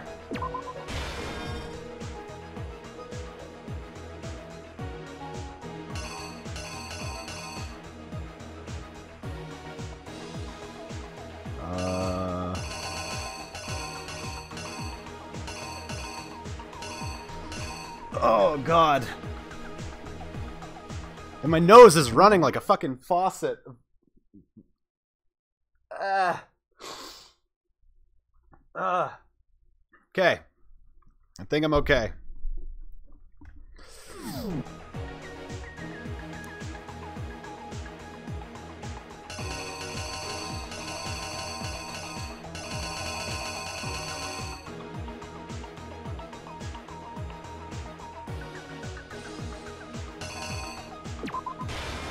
Whoops.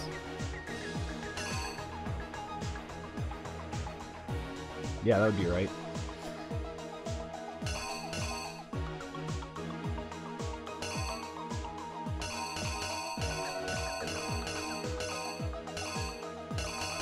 Okay, I'm gonna start placing shit randomly just so I can test out what I have so far.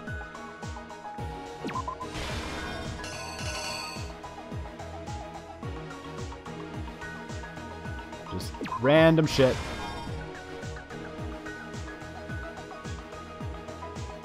Oh shit, I don't have that filled in. But yeah, they're just gonna be placed there randomly. Oh, but what's the first one? The killer is you! Before anything, the killer persuaded me. Ah. Oh shit, The killer is you! Before it,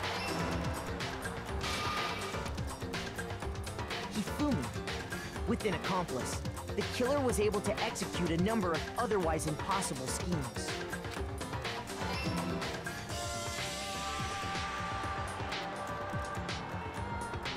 First, they convinced someone to meet them in the rec room last night at 1 in the morning. That someone they met with was Hiro. The murderous duo intended to pass Hiro off as the prime suspect. So when they met up with him, they drugged him, knocked him out, and stuffed him into the Robo-Justice suit. So I need something to follow up the Robo Justice thing with.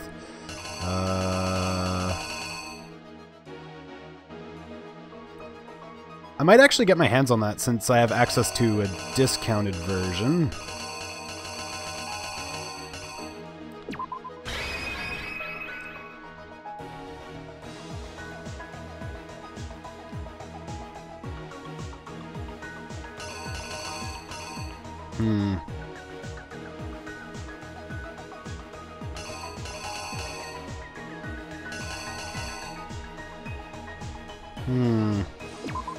Byakuya?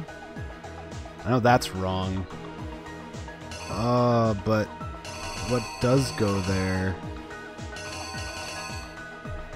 Can't be the blood pack again, but...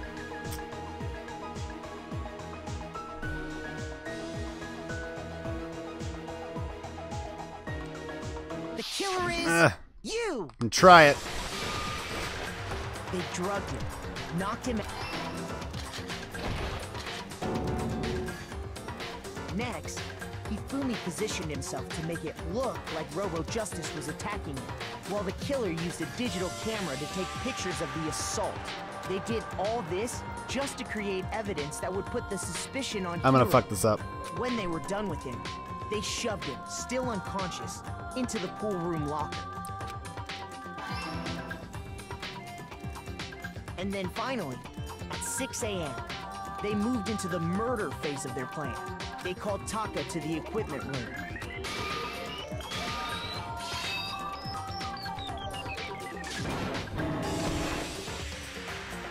And that's where Hifumi killed him, making it the scene of the first murder. The murder weapon was Justice Hammer 4, which was left there in the equipment room. The reason Hammer number 4 was used was to create confusion about the order of the crimes. So, next they falsified 2 more assault incidents. For these attacks, the killers pretended to be the victims, to solidify Robo Justice as the suspect. The first fake incident was the attack in the rec room. There, the killers wanted us to see Justice Hammer 1, and the Robo Justice pictures they'd taken. They wanted to make sure we bought the surprise attack story. The second fake incident was the attack in the library. This time, they planted Justice Hammer 2, and an injured Hifumi, to sell us that story. With these 2 incidents, the killers were able to create a certain preconception in our minds that the suspect was increasing the size of the hammers and attacking people in order as they did. We fell right into their trap and started looking for the suspect based on that. But... Ah. Yep. And that's fine. I start right back at the beginning of the closing statement thing. Yep. I refuse to give up yet. I can take as many shots as I want. And boy howdy I will until I figure this out.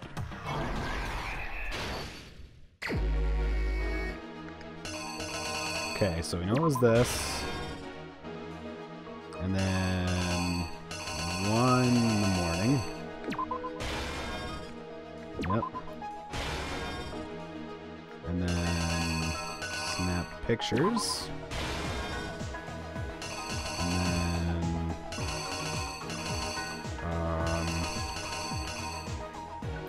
checking the watch. Clothing with Justice Hammer 4. Act 4.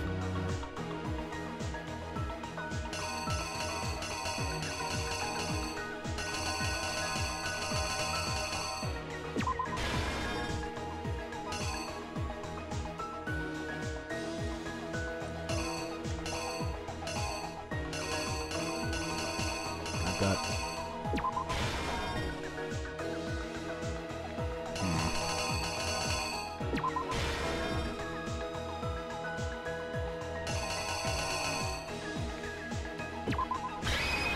The killer is... Let's try this.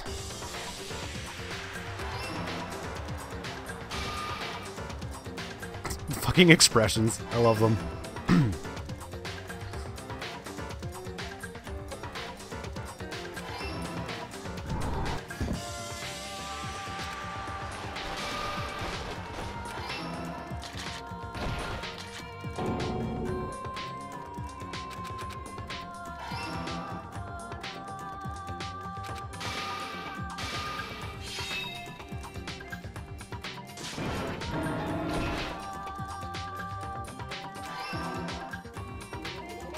I hope to God I'm right. So, the first day, this time, they planted with these that we... Ah. What would be there?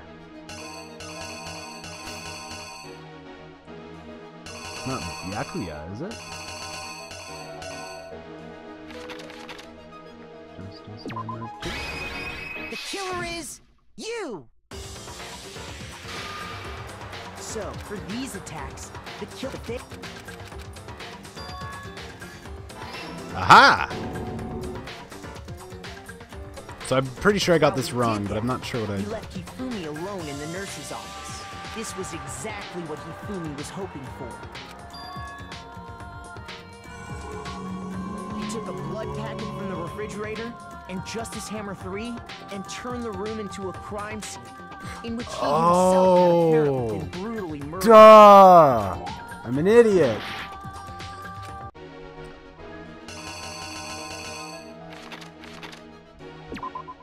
Here's exactly what happened. While we did that, he took a blood pad and turned... He let out a scream to draw us back. And when we returned, that's what we found. Meanwhile, the other group that had been out searching found Taka's body at the same time. So when we heard the body discovery announcement, we naturally assumed it was for Hifumi. We left the nurse's office, and Hifumi once again took advantage of the situation.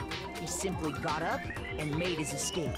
When we learned his body had disappeared, we all rushed back to the nurse's office. And once again, Hifumi had the chance he was waiting for. This time, he snuck into the equipment room.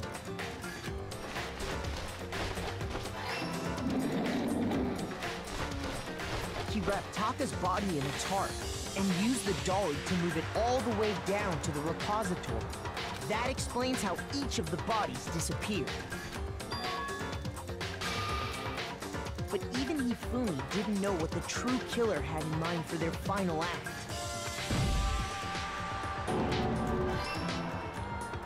Their plan all along was to kill Hifumi and get rid of the one person who could betray them. And they did it using an ordinary, everyday hammer from the repository. That should cover everything that happened in this case. And the villain behind it all is... Celeste!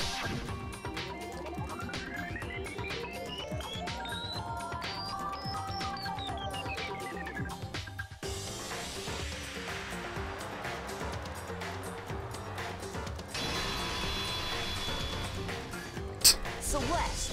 Sorry, you lose. I lost? When was the last time I was forced to utter such words? They hang heavy around my neck. Then you admit it? You're the killer? Listen to you, trying to take charge, as if you're my private instructor. I, Celestia Ludenberg. Actually, no. Taiko Yasuhiro is fine. Hey, Zero. So, you finally accepted it. I'm the kind of person, once I've lost, I don't like things to drag on.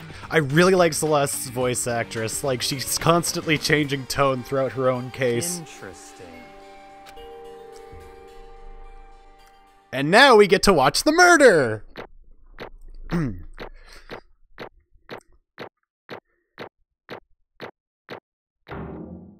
Hey! 119 medals. Okay, Monokuma. I'm ready to begin. Or, no. I suppose this is the end, isn't it? It is indeed the moment we've all been waiting for. Time to vote. Okay? Okay. I wonder how her execution is gonna go. Please locate your lever and cast your vote. And when the votes are tallied, who will become the blackened? Will you make the right choice or the dreadfully wrong one? What's it gonna be? What's it gonna be?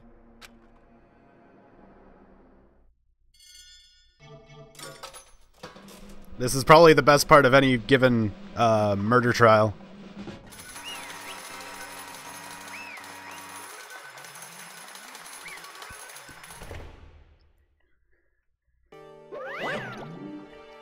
It's basically a formality at this point, but once again, you're totally correct! The black and this time, the true killer who devised this whole stinking scheme was... Celestia Ludenberg! Or more precisely, Taeko Yasuhiro! Honestly. I lost. Well, that sucks. I guess trying to work with someone else was a mistake after all. Hifumi's ineptitude was beyond all my calculations. So you really did approach Hifumi with this plan. But how did you get him to agree? I can't imagine he would have happily agreed to commit murder. I'm sure he relied on her specialty, lying. My specialty? Don't make me laugh. I didn't have to lie to get him to agree. So Then did you use, you know... I knew you'd figure it out, Kyoko. You're absolutely right. To get Hifumi to act as my accomplice, I used her. For everyone who's still left, I'll avoid mentioning it by name, but... it was the one thing Hifumi and Taka were both super into. What does she mean? Is she talking about alter ego? Say what? What? What? What are you talking about? Just a second. Don't interrupt. We're in the middle of a very important conversation here. I'm totally out of the loop, as usual. How sad. In other words. Then you're the one that stole it? Indeed. That's right.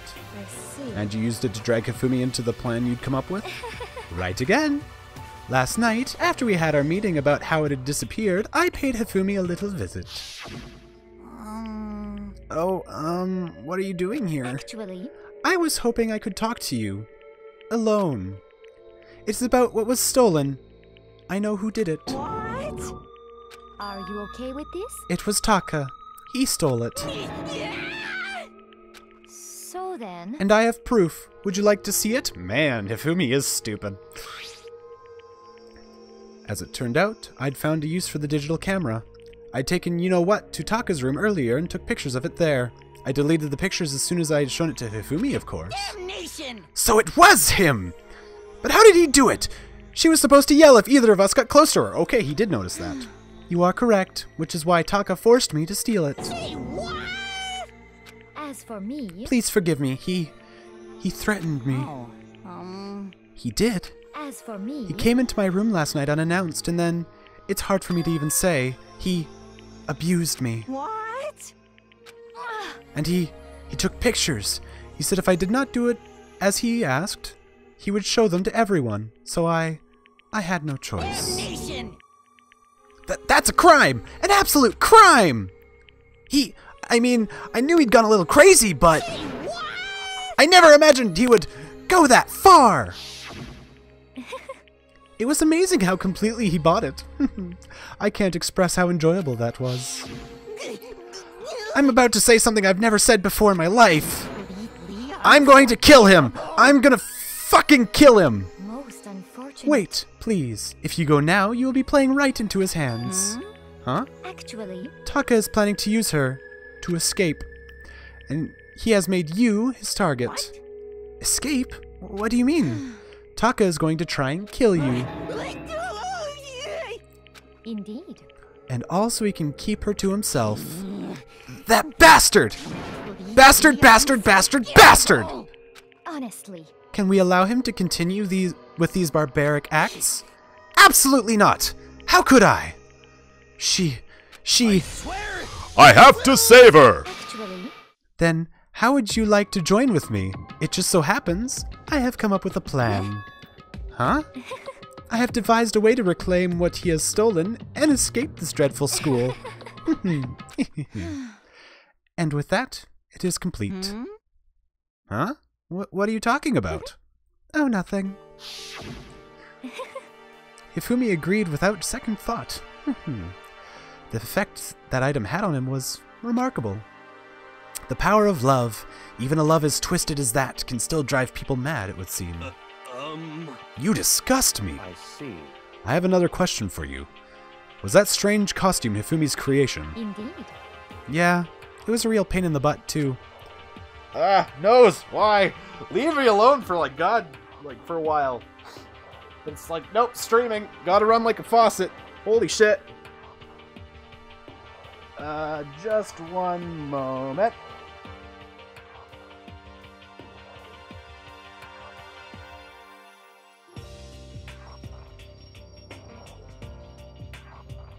Okay. I just blew the shit out of it. Hopefully I'll be good for a little while. All I asked him to do was make something to hide the face and general body size.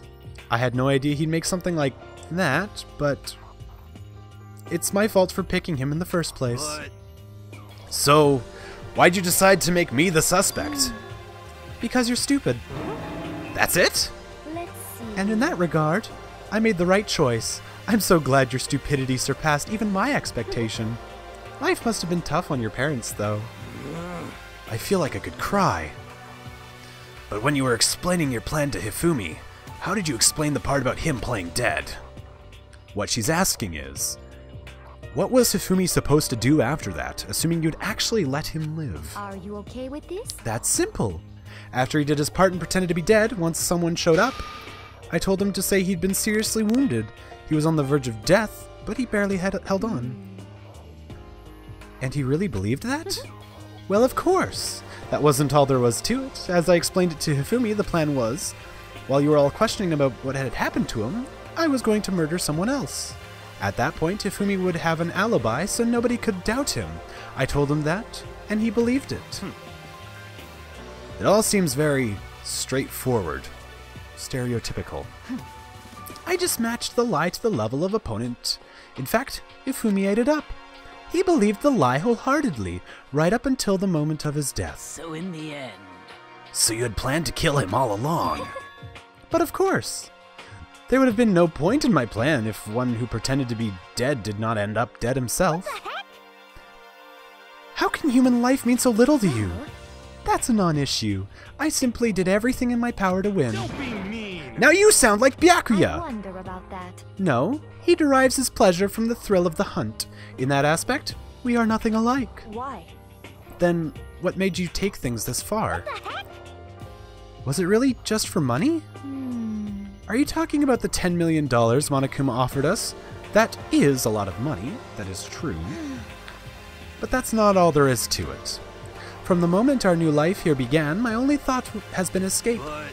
But all along you've been saying how we have to accept living here. You little bitch. Obviously that was a lie. Hey! I couldn't take it. I hated it from day one. More than anyone else in here. You little bitch. I wanted to get out. Every day was fresh torture. And do you want to know why? Huh? This is fine. Because I had a dream. And accepting a life here would have meant nothing less than giving up on my dream forever. Honestly. And there was no way that I could ever do that. In the underground world of gambling, I risked my life to make a metaphorical killing. As for me, And it was all for that dream. And what was this dream of isn't yours? it wonderful? To live in a European castle. A castle? And to gather handsome men from all over the world to serve as my butlers/bodyguards.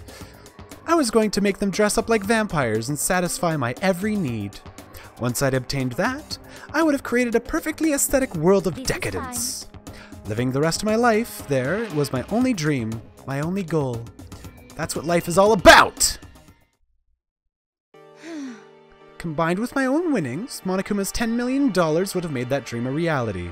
I got right to the edge, there is but nothing to be done. unfortunately my dream has been scattered to the wind. Still, I don't have any regrets. I pursued my dream to the very end, so why would I? Just the worst. You sound so passionate, but you were really able to kill your own friends for it? Are you asking me to feel guilty? That's a pointless endeavor. I think nothing of sacrificing others for my own ends. I feel Do nothing. you understand? That's all there is to me. That's what makes me complete.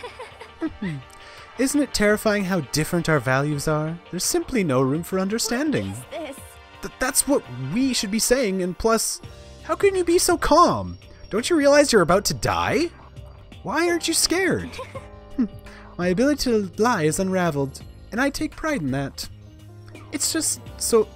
it's not just other people. I can even fool my own emotions. The conscious deceives the unconscious. And that's why you're not scared? Yes, indeed. That's right. I don't fear death. Kill me however you like. But you know, if I could be reincarnated, if I had a choice, then... Isn't it wonderful? I think I would like to come back as Marie Antoinette. Hey. You just get executed again. It's ridiculous. Celeste smiled, then. And when she did, it looked to me like a poor effort to force it. She claimed she could fool her own feelings, but that statement itself must have been her final lie. And that weak, fake smile is what betrayed her. You all done? Okay, then let's get rolling. The black and disturbed the peace and must pay the price. I prepared a very special punishment. For her, the ultimate gambler. Give it everything we've got. It's punishment time. I guess I'll let Kyoko hold on to this. What? This is... Will it really give you the hope you're looking for?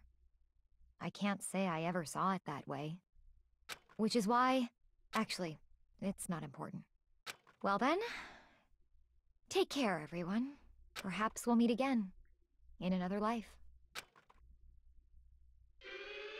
Well, rest in pieces.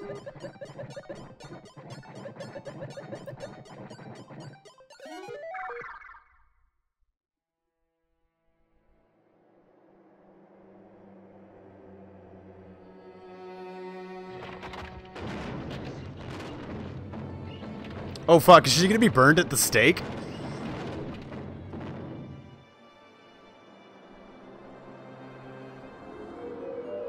Yep.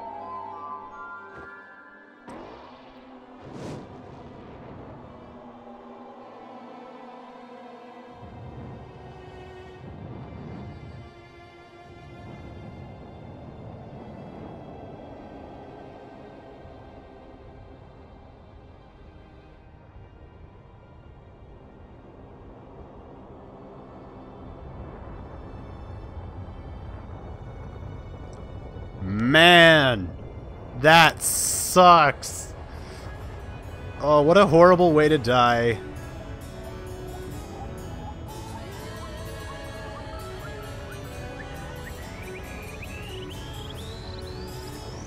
Where's the Monokuma twist?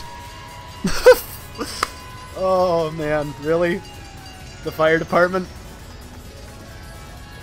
There it is. I was like, wait, this is a little nice for Monokuma. But of course there would be a fire truck that completely bowls her over. Yep.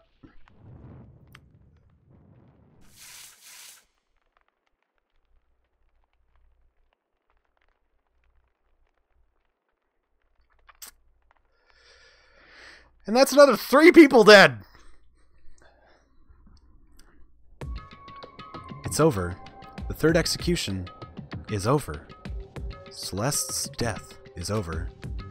Celeste killed my friends, so I can't pity her, but I also can't deny that, at one point, I considered her a friend too. And for him to just come along and... Isn't it just awful? Someone couldn't cut free of their regrets from the outside world, and so more people had to die.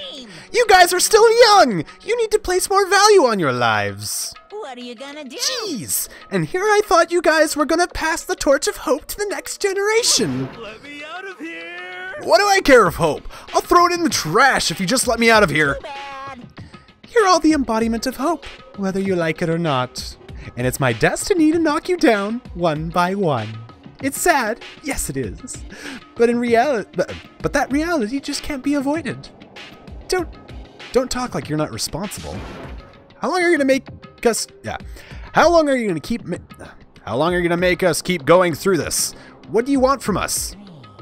God, I'm so sick of people asking me that. Give it a rest already. So anyway, Kyoko, did I see you get some kind of key type object from Celeste? So what's the deal with that? What? Huh? What's the matter? So then, I'll answer your question if you answer mine. you... What did you do? What did you do to me? Ooh. What? Hey. Answer me. What did you do to my body? Ugh. Oh man. Oh jeez. Oh man. Oh jeez. What do you mean? What did I do? I have no idea. I don't know anything about it. What was that just now? The Mastermind did something to Kyoko's body. What does that mean? Okay, things are getting kind of awkward. I think it's about time I got out of here. Meanwhile, you guys can go on and enjoy living your school life. If you get lonely, give me a shout. Not that I'll do anything about it, of course. See ya later. Monokuma disappeared, leaving us all depressed and in despair. Although, it wasn't all despair. There was one small hope. Hey, Kyoko. Monokuma already mentioned it, but what's that key that Celeste gave you? So... Most likely, it's the key to one of the dressing room lockers. Huh? Then that means Celeste probably hid it in there. Hey. I suppose sometimes it's easiest to miss what's right beneath your nose. Well then, we'd better go check. Indeed. Ah, hiccups! My body just refuses to work with me!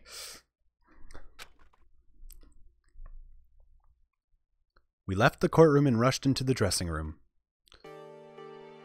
As we approached the dressing room, Kyoko looked back at us and said, Hey. I'm going to go in alone from here. Everyone else head to the dining hall. I'll check in with you later. What?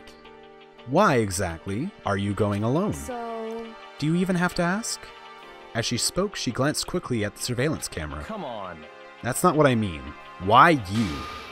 There's still the risk of a spy, you know. Then I'll go too. What? You? Please, let me go.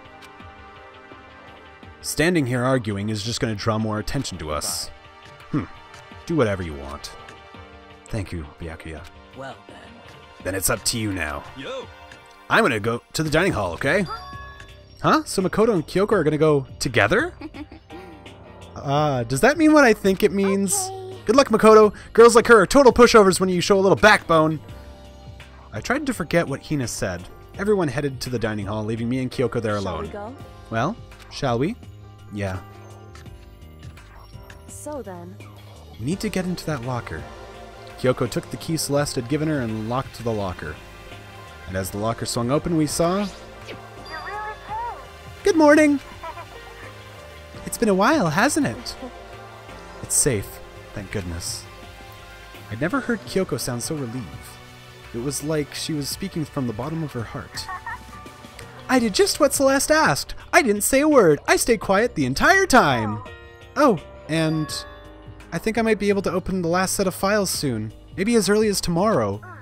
I'm doing my best, so please wait a little while longer. So, now we can officially say the case is closed. As far as this incident is concerned, sure, but... Can we take a second? Since we have this opportunity, I want you to be honest with me.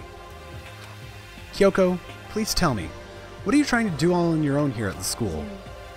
Is that why you wanted to come in here with me? However... Regardless, that's not something you need to know right now. I don't need to know? That just makes me even more worried. What? Worried? Like what happened during the investigation this time. You disappeared and we didn't see you again. Without warning, without explanation. When you do that, Indeed. it's only natural that they think I'm the mastermind spy, right? And you too. No! I believe in you. What? You believe in me? Isn't it obvious? People believe people believe in their friends, right? That's why I want you to tell me. I want you to believe in me, too. Because we're friends. I understand. It's true. Then maybe I can believe in you. Just a little bit more. Then... That's fine. Fine. I'll tell you. I'll tell you why I've been disappearing and where I've been going. You see... I swear to God, what I heard from Kyoko then was... Well, frankly, it kind of blew my mind. Right after I told Kyoko I believe in her, she told me the story that was, well, almost unbelievable. I decided I had to confirm what she'd told me with my own two eyes, so I waited for nighttime to come. And when it did, I went into action. Correct. The boys' bathroom on the second floor doesn't have a surveillance camera or monitor in it, and in the storage closet there, Way in the back. She said it was way in the back of the boys' bathroom storage closet, but could Kyoko really be right about this? I'm surprised the third chapter's still going.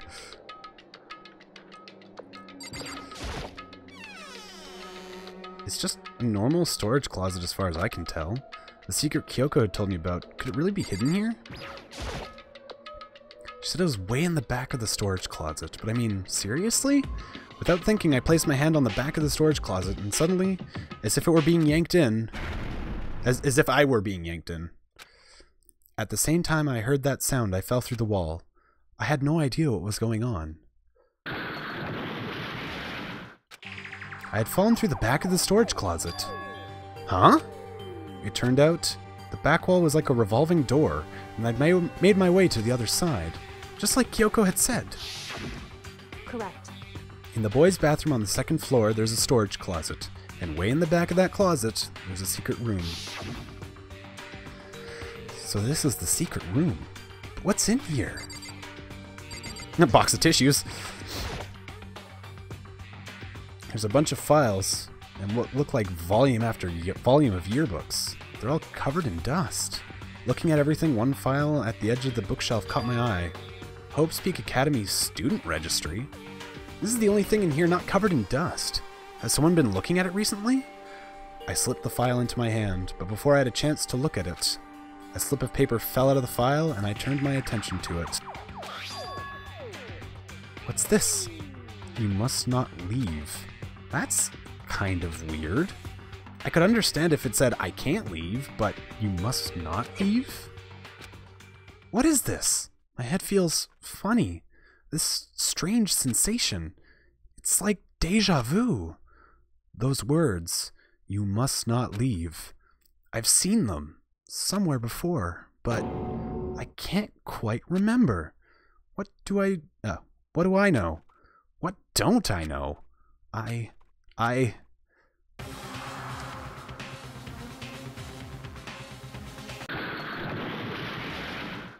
strange sound rang out through my head. It felt like it was shaking my brain back and forth, and then darkness. I don't understand what's happening. I don't know who started it. It's all over. And with that, I opened my eyes. I didn't know how long it had been. Ow. Apparently something hit me, and I lost consciousness. That's all I understood. The dull, throbbing pain in my head proved that much at least. An empty bookshelf. Huh? Empty? Gone. It's all gone! The yearbooks, the student registry, and even the note that had fallen on the floor. It's all gone? What does this mean? But my brain refused to do any more work. The insistent pain in my head began to spread across the rest of my body. But for now, I should go back to my room. Get some rest. My body was heavy with pain, my mind heavy with thought. I dragged myself back toward my room. Somehow I made it back to the first floor of the school. Yeah. The farther I walked, the more I felt things are getting blurry. I can't see in front of me. I couldn't stop myself from collapsing right there. And after that... Huh? As if from a vast distance, I heard a sound. It was faint, but undeniable. That sound, it's coming from the gym? As I desperately hauled my shaky frame towards the gym, the sound got stronger and stronger. What's going on? It can't be nothing. Here? In the gym?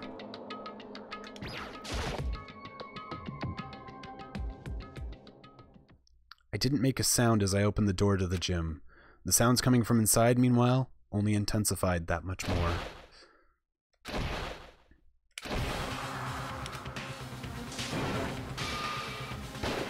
Oh my god!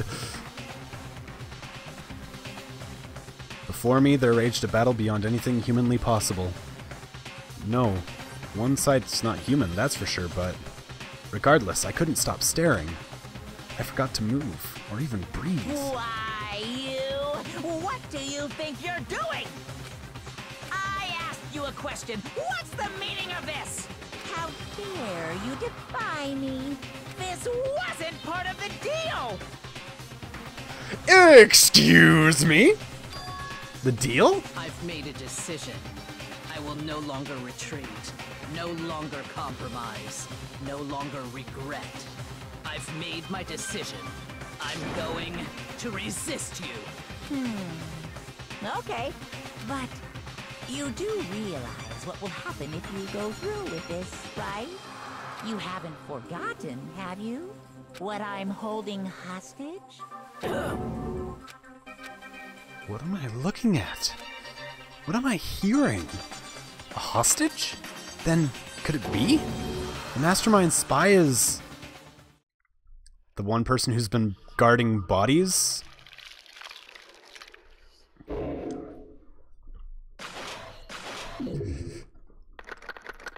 Down to 7.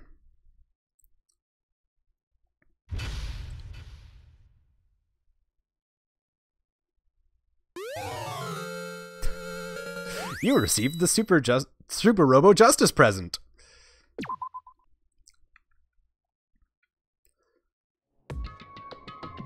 Leon killed Sayaka. Monokuma killed Junko. Then Leon got executed. Then Mondo killed Chihiro. And then he got executed. Hifumi killed Taka, then Celeste killed Hifumi. And then she got executed. And that brings us up to now. The next morning in the dining hall, the day after Celeste's case. So now there's only 5 of us here. Only a third of the number of people we started with. Indeed. Loneliness has become commonplace. That's true. Still, what did I see yesterday? I don't understand. Sakura is the mastermind spy? Can that really be true? Makoto, are you okay? No, I'm fine. I can't bring it up in front of the others. If I did that, it would just confuse everyone that much more. Okay. In that case, let's eat till we pass out! Huh? What do you mean in that case?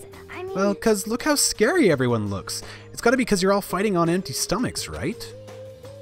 If you fill your belly, I'm sure you'll all cheer up, so let's eat! Okay. Let's fry up some fish and donuts and eat until we can't stand up!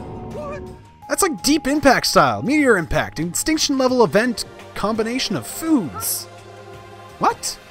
These are both breakfast time top sellers! Still, till we can't stand up part is a problem. After we're done, we need to go explore. I see. That's right. Since the class trial is over, new areas should have opened up. It's true. Plus, we still have Alter Ego. We don't have to give in to despair just yet. She's right. We have to plan ahead and think about the future. You got it. Yeah, think happy thoughts, not deathly thoughts. You know?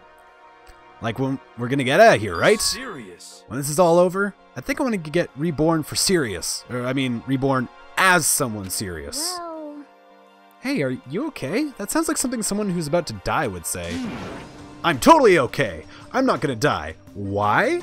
'Cause there aren't gonna be any more murders. Huh? What makes you so sure? According to the spirits... I predicted it last night. Since it revealed itself to me from the ether, there's no doubt about it. However... How accurate is your fortune telling anyway? How about that? I can usually hit 20 or 30% on a good day. That seems really low. It's not like some occult Well, mystery. yeah, it's not like it's ESP or whatever. Of course I'm only gonna get it right sometimes. I told you, my fortune telling isn't some occult thing. Fortune telling isn't occult? Of course not! Clairvoyance is clairvoyance. Don't put it in the same category as cattle mutilation. Cattle what? So... He's referring to the urban legend where aliens abduct cows and dissect them as part of their research. Actually... No! You're calling it an urban legend? As a matter of fact, it's true. As a matter of fact, it happened to me. It all happened one day when I went to get a hamburger. It was a place I'd never been before. They claimed that their patties were 100% all beef. So I got a burger to go and headed home. But... And before long, The end is nigh! the sky was filled with a mysterious blinding light. Some crazy beam came out of nowhere and locked onto my hamburger. And as soon as the beam touched it, the burger started floating in midair. And then, still floating there, the entire burger started coming apart. I love this guy. One part of it just vanished, while the rest fell back into my hand. Do you realize what that means? It means the burger wasn't 100% beef. It must have had some pork or something mixed in. Something like 70% pork and 30% beef would be my guess. You can't trick me. So I stormed back into the burger place and got up in the manager's grill, and they totally admitted it. It wasn't 100% beef. They totally mixed in ground pork with it. How about that? Now do you see? That is cattle mutilation. I kinda got lost halfway through. I can't tell if you're for the occult or against it. You stink of stupidity. Don't be mean. And no, we're not killing him. I refuse. I actually hope he makes it out of this. He probably won't, but my god, he is too entertaining. Well, you do stink though. That's fine. That's fine. Anyway, I hope your prediction turns out to be true. Well, at the very least, I won't murder anyone. Me either. I mean, I would never. Of course. Me either. Indeed. Nor I. That goes for me too, of course. I would never kill any of my friends. I felt like those words of encouragement were helping us come together as one. After so much sacrifice and hardship, we'd finally become united. But, well, to be honest, I wish Byakuya and Toko were here for this too. But they're so hard to deal with. They only think about themselves. Oh god, Toko. Oh god, Toko. Yeah, we're better off without him, I say. That was enough to prove we were united for the time being, but within that bond hid weakness and fragility. So we got Toko and... oh, don't tell me Hina dies. God fucking damn it. We began our search as soon as we'd finished our breakfast in the dining hall. We had to find out what had opened up, what was waiting for us.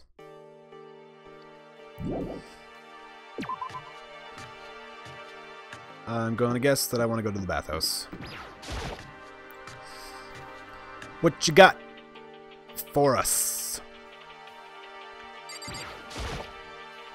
Lockers. Better not touch the laptop. Why? Do you want me to, like, investigate the new areas? Gotta get used to the controls again. Had done nothing but a courtroom this time around. Doop-a-doop-a-doop. Sweet, I can spend money.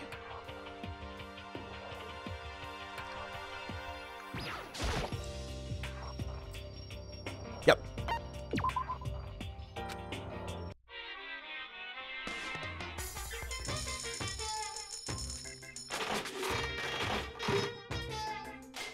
Give me the good stuff.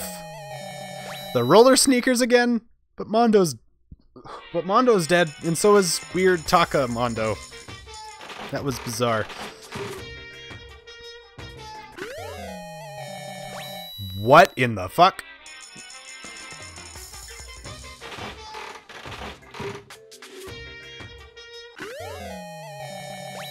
Ticket. Hopefully someone's alive. Well, the person that would want that is alive. A brooch.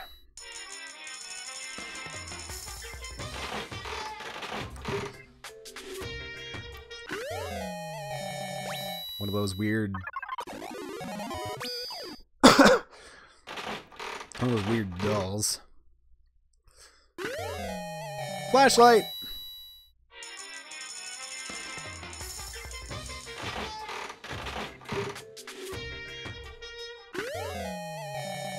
A book. Ooh.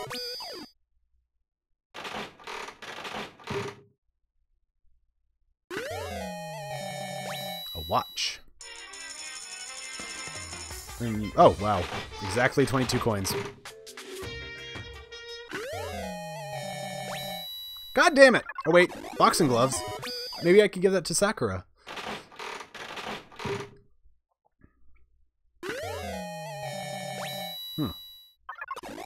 Holy shit!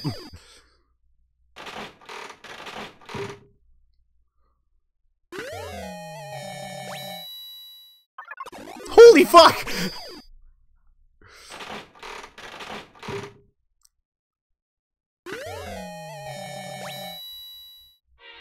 Okay, we're done. we done. Holy shit. That was awesome.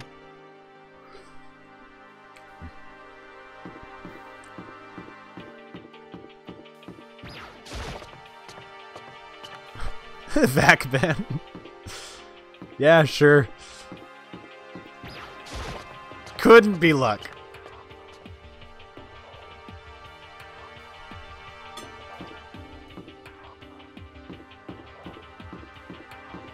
So what is this? What's new? Or am I wrong?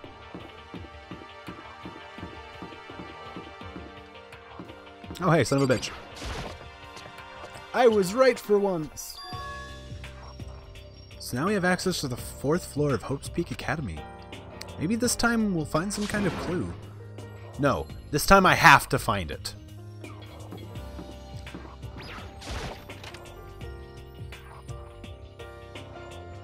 No, can't check the... Well, fine.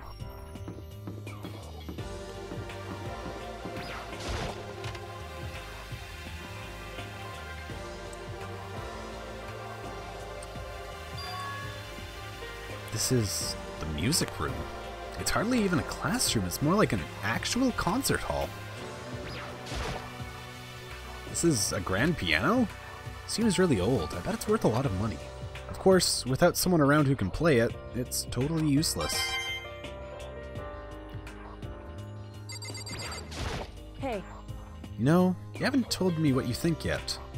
What I think? So... About the secret room in the boys' bathroom. Ah! Well, I did find the secret room, but as soon as I started looking around, I was attacked. What? Attacked? By who? Well, they came from behind, and I didn't have any time to react, so I didn't see who it was. And when I came to, the mountains of files and documents were all gone. I'm sorry. I know how important those were. It's okay. I already saw what I needed in there. And I half suspected the mastermind might come after you. What? Because... When I discovered the room, the mastermind must have seen me in the surveillance camera in the hallway. They must have seen me go into the boys' bathroom and not come out again. Still, I wanted you to go and see it. I wanted to see how the mastermind would react. Essentially, I wanted to find out if the mastermind actually knew about that room. It would seem... But to attack you and steal everything in the room, that must mean there was some unknown clue in there that could reveal the mastermind's identity. Then, you knew I was going to get attacked? That doesn't matter. You can handle that kind of thing though, right? After all, you're a boy. What does she think a boy is? Fine, I understand. But let me ask you something else. Do you know about the note that was left in there? The note that said, you must not leave. Just a second. We shouldn't talk about that. Not here. Kyoko stole a quick glance at the surveillance camera. So... I'm looking into it. If I find anything, I'll let you know. Listen to me. Is that okay? She made it sound like she was asking, but it was clear I wouldn't have any say in the matter. So then... So now it's your turn. Let's hear your secret. Huh? Did you think I wouldn't notice? You are hiding something. Am I wrong? That's... What? What's the matter? If you're worried about the camera, why not just write it down? Well... Hey. We're friends, so you should be able to trust me. Isn't that what you said before? You're right that there shouldn't be any secrets between friends, but there's nothing worse than expressing doubt that you're, I haven't found conclusive evidence yet, but if I talk about it now, it could just make things that much worse. Friends shouldn't keep secrets, but there's nothing worse than expressing doubt that you're...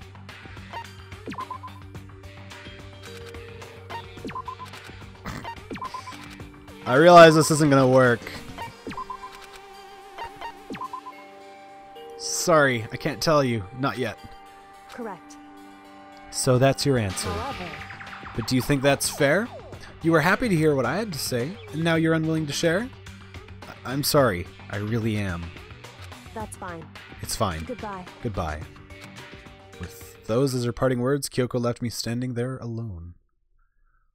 What do you mean game is 0 out of 10 now? I think I made her mad.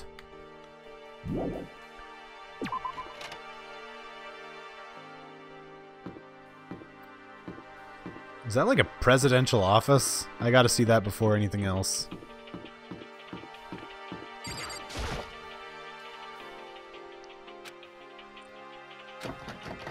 Of course the doors are locked. Damn it.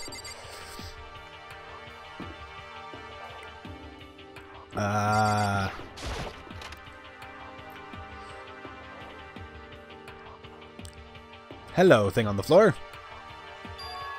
This is the office. But of course there's no hint of any teachers that we'd normally be able to rely on. What is this on the floor? Is this another fucking photo? Huh? There's a picture on the floor. This picture...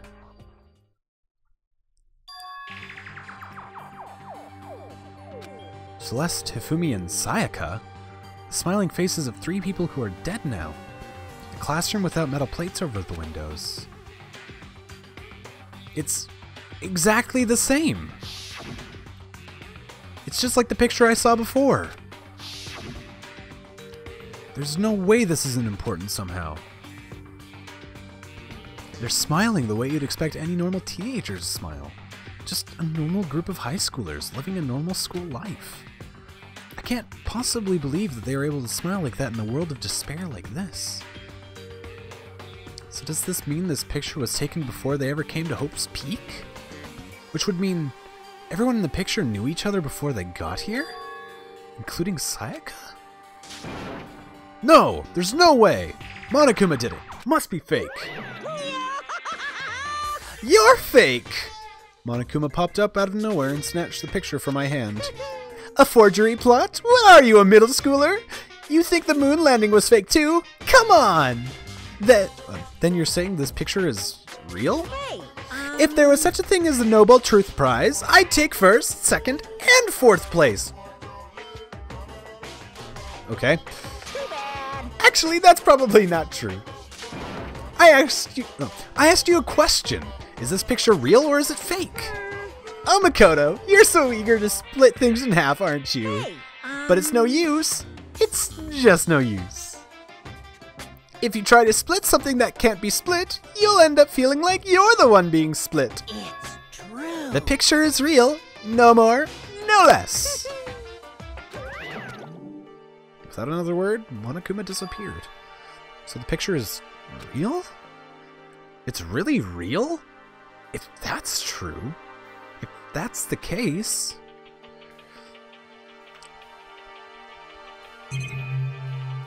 My god.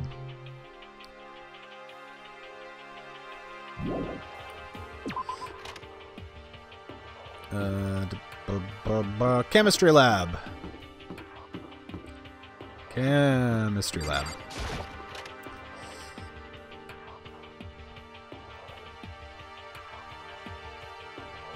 Inside the room, the smell of medicine was oppressive. So this is the chem lab. I hope inhaling all this stuff doesn't do permanent damage. Sakura is lost in conversation with Hina. I need to find out what's going on with Sakura and the mastermind, but I can't while she's with Hina. What is it, Makoto? You need something? No, it's nothing. So then... Really? Well, okay. Yep. Need to find out what's going on. Hey, Makoto. Huh? You need something? No, it's nothing. Huh? You sure? Okay then. It's a remarkably big shelf, and it's stocked with all kinds of medicine. Ah! Listen! Makoto! Listen! Just take a deep breath and calm down and listen to me! Okay, Hina, just chill out. There's all kinds of stuff we didn't have before. Vitamins, minerals, amino acids, creatine. Okay. And what? They even have... Proteinzyme X? What's that? High quality protein drink. It's nothing like that cheap swill in the warehouse. It's connoisseur level. Oh yeah? This is amazing! It's a gold mine! Ah, my prayers have finally been answered. Time to load up on more time to load up on more prayers then. A gold mine, huh? Proteinzyme X. Okay. Let's check out... The fuck is this supposed to be? No good. The door's locked. I guess I won't be getting in here. According to the nameplate, this is called the data center. What's behind the door is a total mystery. I've already taken a good look at things around here. There's a lot to think about. But for now, I should head back to the dining hall and talk to the others. Hiccups! Please! Not long after I got into the dining hall, the others began to trickle in. And after a few minutes... So, this is everyone? Well then. Okay, let's discuss what we all discovered. Yeah, good idea. Metal sheets had been attached to all the windows on the 4th floor. None of them budged an inch. In other words... Just like everywhere else. Escape from the 4th floor seems unlikely. That was to be expected, though. I found a couple of rooms on the 4th floor, but they were locked. The data center and the headmaster's room. The headmaster's room? That sounds like exactly the kind of place we'd find some clues. If we could somehow unlock the door and get inside. Who cares about a stupid lock? It should be no problem for the world's strongest missing link to knock down one measly door. What was that? No, please. Continue. Did you say I've got the nicest butt on the block? The curviest hips in town? Is that what you said? Hell no, I didn't. Then what did you say? 'Cause I know you weren't talking about tearing down the door to the headmaster's room. Knocking down your headmaster's door? What kind of war on education are you trying to start here? That's my room, you know. It is now, anyway. And you're thinking of busting it down? You seriously don't want to piss me off. Have you any idea how much bacteria lives on a single bear claw? No, I was just kidding. Please don't get mad. I'm not mad. Oh my god, an emoticon.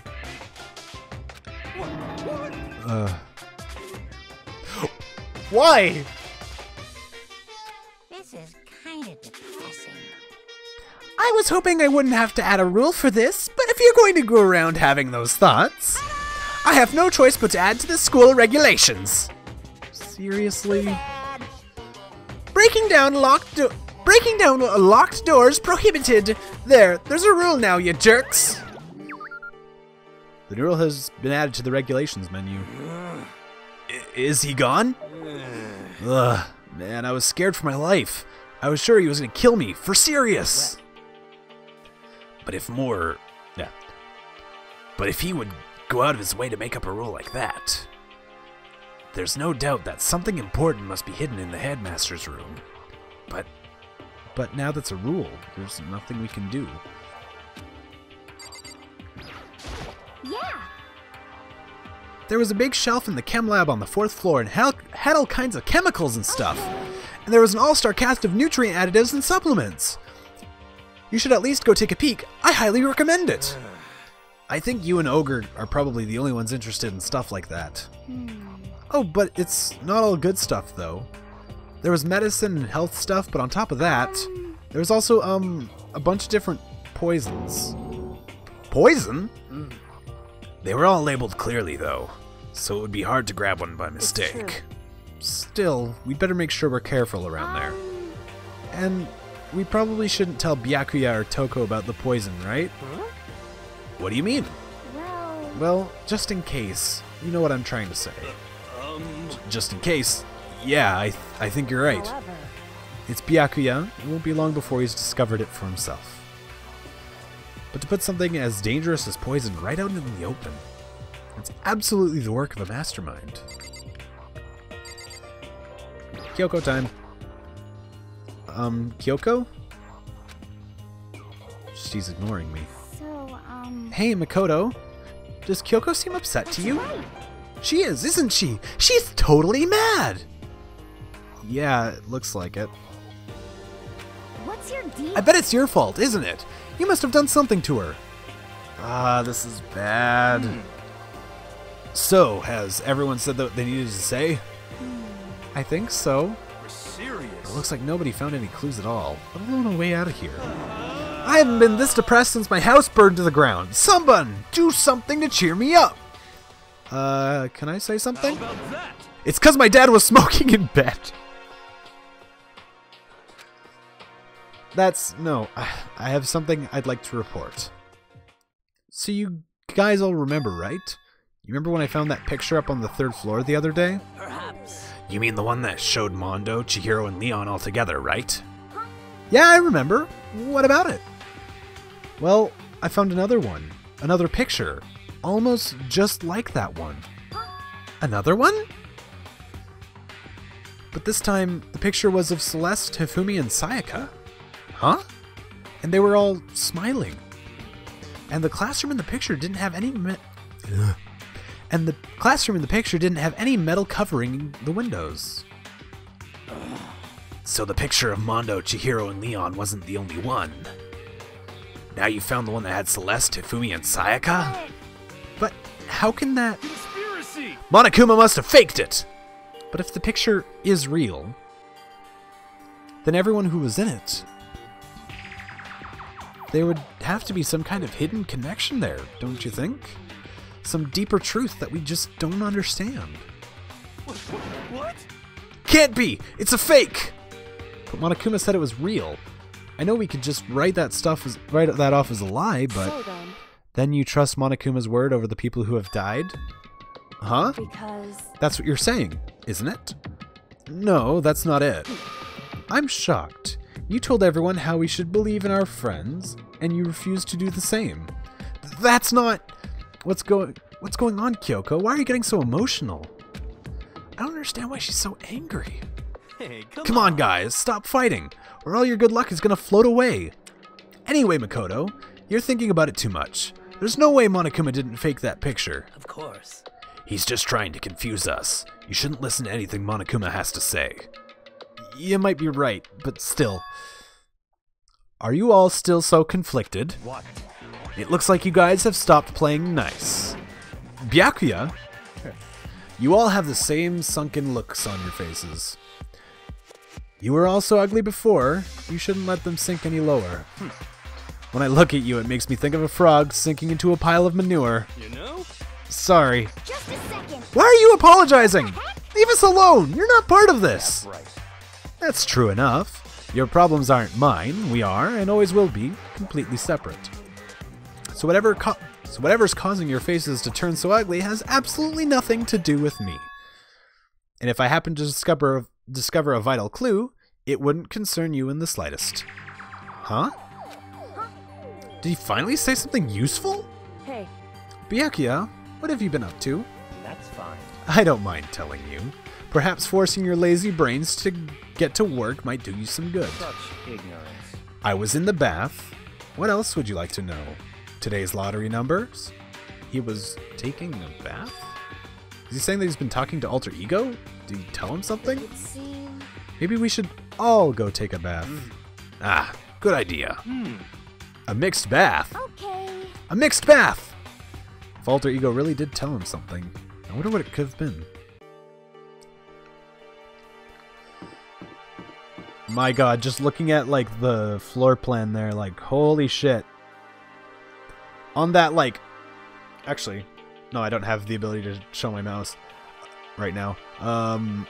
Like that far right wall, like only Sakura's alive. And then up top there, yeah, just above everyone else, Byakuya is the only person alive in that row of rooms. And then in that bottom row of rooms, we've got 3 people dead. Holy shit.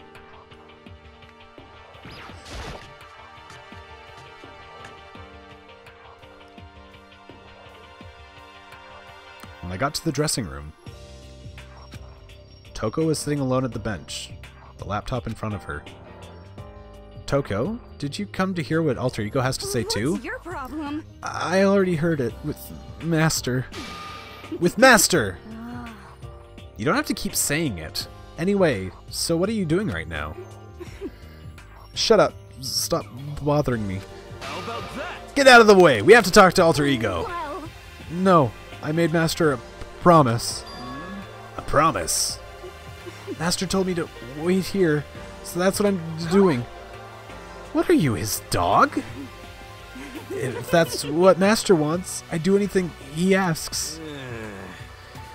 You just love being mistreated. Well, fine. If you really want me gone, by all means. Hey guys, what's going on? We'd like you to move. Sure thing! Just kneel before me and beg. First a mega masochist, now a super sadist. Toko, seriously, I'm asking you nicely to let me use the laptop. Didn't you hear what I just said? I told you to kneel and beg! Come on, Makoto, give her the old 1-2 combo. 1, drop your knees. 2, beseech. Why are you acting like you're not part of this?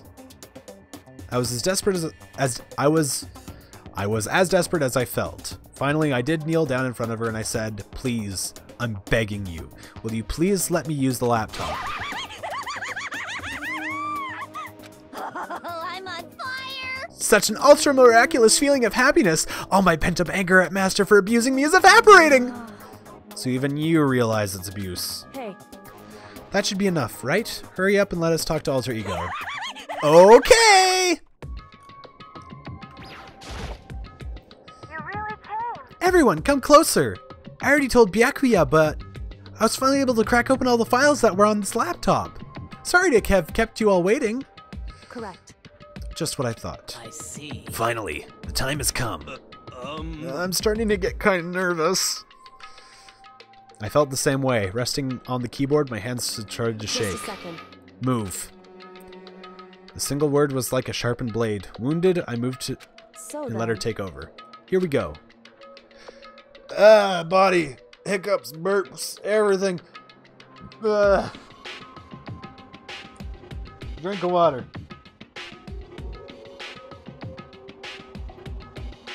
Okay. Kyoko began typing, the words appearing as fast as I could read them. Can you tell us what you found out? Leave it to me. Sure. I analyzed the files and extracted all the useful information I could find. And one particularly important fact I discovered was that a certain plan had been put into effect here. To isolate the students of Hope's Peak Academy and create a communal life for them. That was the stated goal of the plan. But it was meant to be more than just a normal school life. These students were intended to live out the rest of their lives here. That's... I see. It's exactly the situation we've found ourselves in. It's quite unthinkable, isn't it? What's more, the one who came up with the plan was none other than the administrator of Hope's Peak Academy. Is that what it said? Hope's Peak themselves. What? Wait, hold on! Then the reason we've been imprisoned here, it wasn't the work of some psycho freak or criminal organization or whatever. It was the school itself? That doesn't make any sense! Why would they do that? I don't think Alter Ego is finished. Perhaps we should hear the rest. It seems that the reason they devised this plan was because of what happened 1 year ago. This is how they described that event. They said it was the biggest, most awful, most tragic event in human history. What does that mean? What? Yeah, what kind of name is that for something?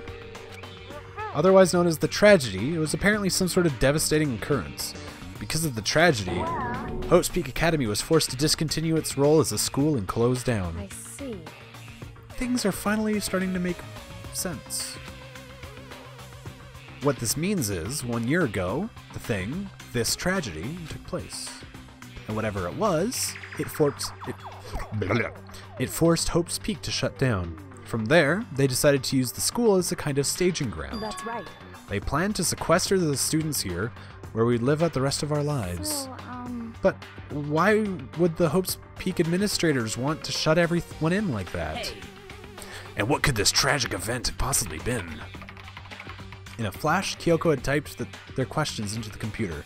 And the answer we got was, sorry, I don't know. If that information was ever on this computer, it's gone now. I'm totally useless. I'm sorry. And that's all he said. Then, is this really the end? We get halfway through the answer and that's it? It would appear so. Disappointing. Oh, wait! There's one other thing I forgot to mention. I think it might be important. I believe it has to do with the mastermind. The mastermind? Kyoko's fingers moved even faster than they had so far. No, that I still don't know, but I did find a clue. I think. The one leading the Hope's Peak staff, the one who finalized the plan to isolate you, was the Hope's Peak headmaster. So that same person may very well be the mastermind who planned all this out. Monokuma did say, "This is my office now," with asterisks, so... And according to the files, the headmaster is a man in his late 30s. It seems possible, even likely, that there's somewhere in the school right now. Headmaster? The headmaster is here in the school? Okay. Then that's gotta be the mastermind. I mean, Monokuma's been calling himself the headmaster, right? Which makes the real headmaster that much more suspicious. Serious. But if we break down the door to his room, we're dead, right? So what are we supposed to do? I'll find a way. Huh? No matter what it takes, I will find the headmaster. No matter what? No matter the cost. So, Kyoko, what's going on? I I can't explain why. I just know that I have to find him. She has to? Kyoko, what's going on with you? When she heard about the headmaster, her reaction was almost violent. So then... We should see if Alter Ego has any more information. That seemed to be her attempt to regain her composure, and she started typing again. Did you learn anything else? I'm sorry. That's everything I found. All the information on this laptop seems to be pretty old, so that's all I can do from here. I'm really sorry. Then it really is over. Hey. Wait. Alter Ego seems to have more to say. Well, it's kind of a different topic, but I was wondering about something. I haven't seen Celeste, Hifumi, or Taka since yesterday. But the only sound was the flat, precise clicking of keys. They're all dead. What? I see. Certainly I knew that was a possibility, but it really happened. Oh, sorry. There's no point in me getting depressed over things I can't do anything about. Anyway. Well then, I guess that's it. That's it. A simple phrase that held so much meaning. She began typing again. You've done your job. Thank you. I'm done? I guess I am, huh? Then maybe I'll take a little rest. I'm kinda tired. Goodbye, everyone. See you later. With that, the laptop entered sleep mode. I see. So Alter Ego did everything he could. Indeed. We won't have to talk to him all that much anymore. I need more water. But I kind of feel sorry for him. But...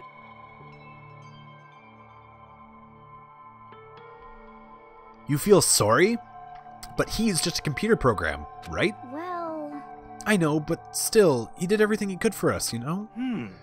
I mean, yeah, it did. But that's what a computer program is designed to do. You don't tell a computer good job every time you shut it down, do you? Well, no. Fun fact. After I played Event Zero, everything with Kaizen and that fucking computer, I actually spent a week after that. Every time I used a computer, I would thank it and I would say please, and I felt like a fucking idiot. And I had to actually like force myself to stop. Nose! You betray me! Just a moment. I just gotta go.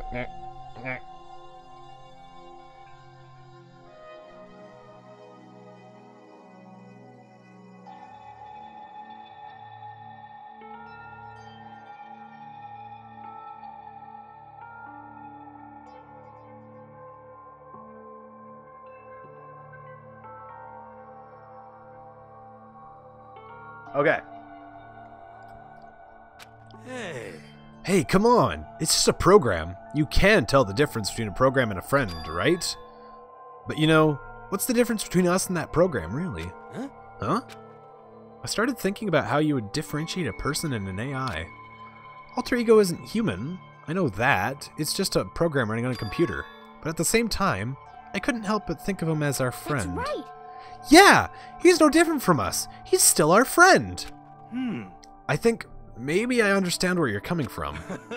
Then there's no problem calling him a friend. After all, the more friends the merrier, right? How about that? Check this out. Friendship has no survival value. Instead, it gives value to survival.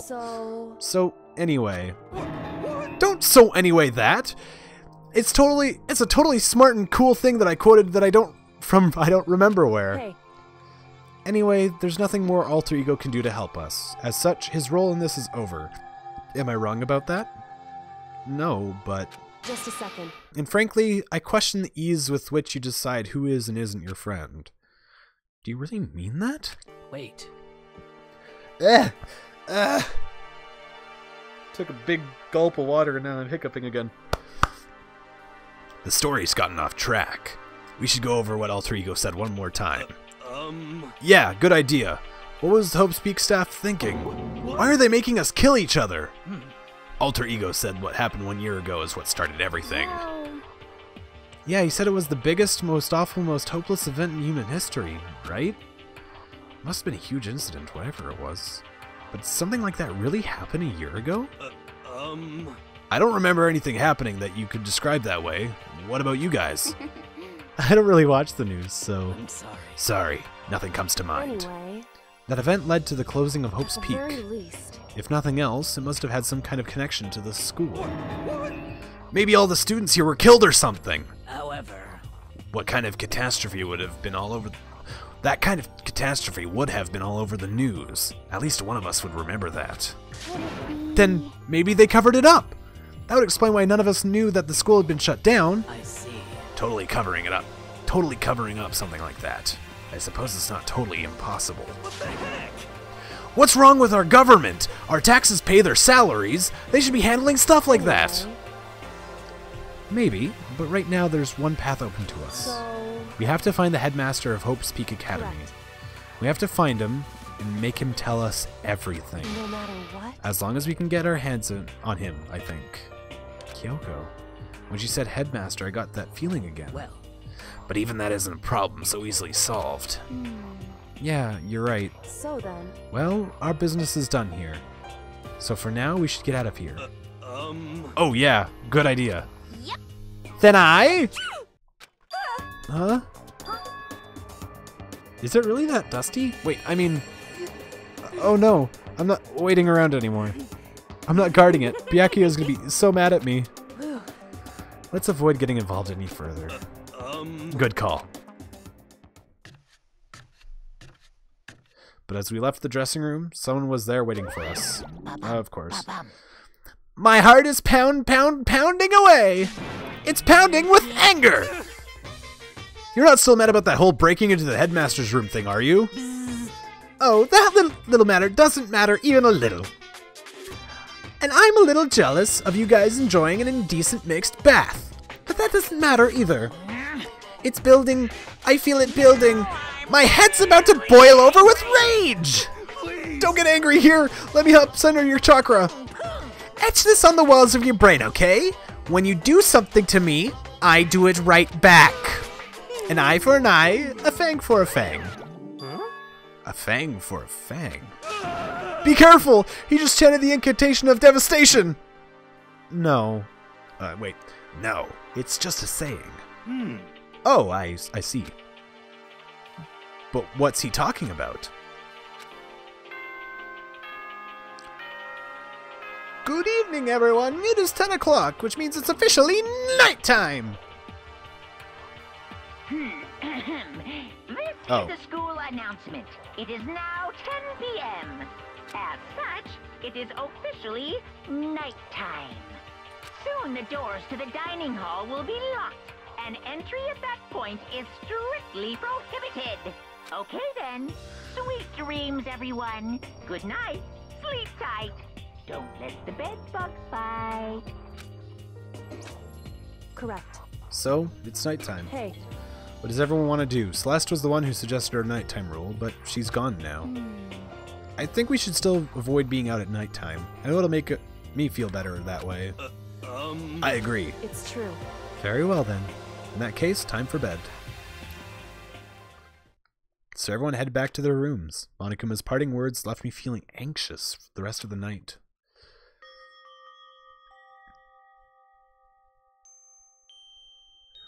Once I was back in my room, I got lost in thought. What we'd learned from Alter Ego kept on spinning around and around in my head. The administrators of Hope's Peak Academy had planned all of this. They did it because of the tragedy which had happened a year before. And apparently the headmaster is the one behind it. Behind it all, the mastermind. All these mysteries made me worried. But I still have to try and unravel them, bit by bit. I'm sure the road will be long and tough, but I don't have any other choice. Monokuma Theater, yay!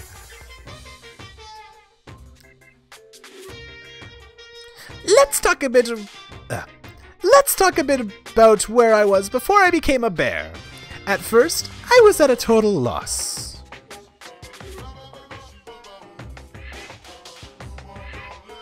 They tried, to answer your question. At first, I was at a total loss. I just had no idea what I should become. A lady in our tech support department suggested I try being a shrimp. She was like, "Oh, the company's been trying to push for this forever. It's really incredible. It's a really incredible offer."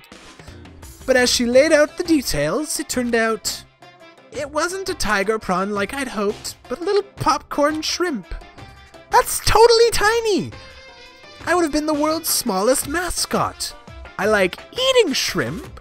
I don't want to be one myself, plus someone might come along and step on me. So then the lady totally started laughing at me. She was like, "You think we can do a tiger prawn on our budget?" So ultimately, I decided to become a bear instead. And that's the secret origin story of Monokuma.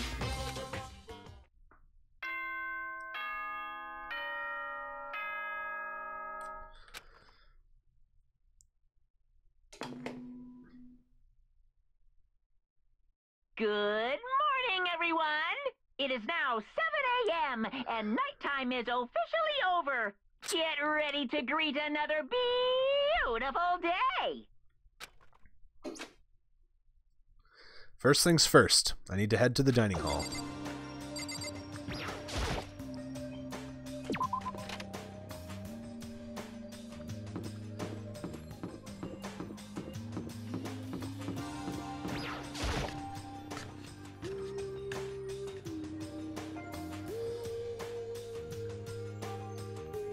As I entered the dining hall, the first thing I saw was her. What are you staring at? Oh, Toko. What's your problem? What, you think your eyes will just rot by looking at me? Fine, then don't look at me. I think he's just surprised to see you at the breakfast meeting is all. Indeed. It's been quite a while since you joined us. Yeah, what made you change your mind? Oops. Byakuya said he likes a girl to have some meat on her bones, so I'm gonna start eating. I'm gonna force it down into my stomach. I'm gonna eat till I drop. I refuse to lose. I wouldn't do that if I were you. Well, other than that, it looks like Kyoko isn't here. You know? Oh, she said she'd come by later. Later? You know? Yeah, after you leave. She's not even trying to hide it anymore. I know I said she wanted you to show some backbone, but you didn't have to show her that much. You're dirty, Makoto. Dirty. President Dirty of Dirtlandia. You don't understand. You're the type who takes the stairs of love 3 steps at a time, aren't you? I'm telling you, it's not like that. Just shut up already, Hina. You've been running your filthy mouth like that all morning. Filthy? Me? Don't make me repeat myself. I'm not filthy. It's no use denying it. We can all see how disgusting you are. Oops. Huh? Shut up. You and that lusty body of yours. Night after night, you go out for your illicit club meetings. Hey, knock it off. I can't deal with dirty stuff like that. your midnight extracurricular activities only puts us in even more danger. Please! Stop it. You'd like me to stop, wouldn't you? Your sweaty hands gripping the big fat chalk tight, going for all the extra credit. Your screams are like the screech of a violated blackboard. And, that's amazing. Indecent ideas are coming to me one after another. So would you rather you have your black eye on the left or the right? Sorry. Hey, come on. Let's leave Toko alone. She's gone a little funny from all her pent-up frustration. Anyway, you and Kyoko need to make up already, you know? Yeah, I know. I mean, of course I want things to get better as soon as possible. But with everything that's been going on, I haven't had a chance to talk to her about what I saw. Before anything, I need to talk to Sakura about it. Sakura? What is it? Can you make some time later? I was hoping I could talk to you. Ah! Now that Kyoko's dumped him, Makoto's trying to win Sakura's heart. Are you in heat, Makoto? Don't care who they are as long as they've got the right equipment? Watch out, Sakura! Makoto's transformed into a wild beast! Prime Minister Wild Beast of Beastopia! Why is this happening to me? Can our talk wait till tomorrow? I'd like to get some rest today. For some reason, I've been feeling worn down these last few days. Huh? Are you sick? Did you get hurt? No, nothing serious. I've just got some minor aches and pains. Huh? Is that... It must be because of that battle. But it must be pretty bad if you had to go rest. Are you sure you're okay? I'm sure a protein shake and some sleep will get me back on my feet. You got it! That's true! Protein is good for all kinds of stuff! Hey. You guys, like, worship protein. It's like you're God or something. Okay. Makoto! I don't know what it is you want to talk to Sakura about, but save it till tomorrow. She's in pain. Yeah, I got it. I'm sorry. Sorry. You know? Well, for now, let's eat. Eat? I'm kind of nervous. Huh? How come? What's your problem? Because I don't usually eat in front of other people. Ever since I was a kid, I'd eat by myself. What the heck? What about your family? Oh, well, yeah. I used to live with my dad, my mom, and my mom. You had two moms? What? That's just how things were. That's like a serious issue. Just let it go. You're asking for trouble getting involved with with her more than you have to. How dare you speak to me with that disgusting mouth of yours? Stop saying stuff like that. Anyway, I'm gonna go ahead and eat. If I don't, Kyoko will never show up. Pretty miserable situation, man. I scarfed down breakfast as fast as I could and immediately headed back to my room. Free time? Okay, cool. I am going to take another moment because I've been sitting here streaming for 3 hours. I need to go to the bathroom, so I'm going to be right back if I can find that.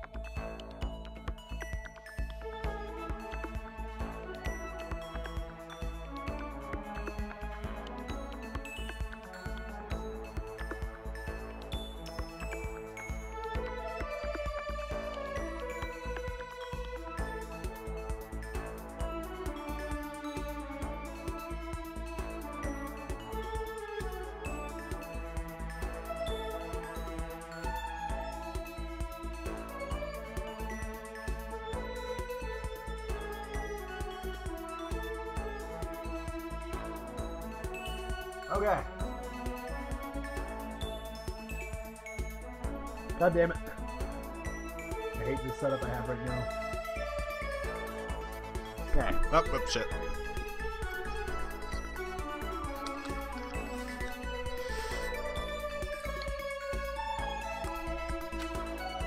But in a way, I'm kind of relieved. It takes a lot of courage to stand face to face with Sakura and accuse her of something.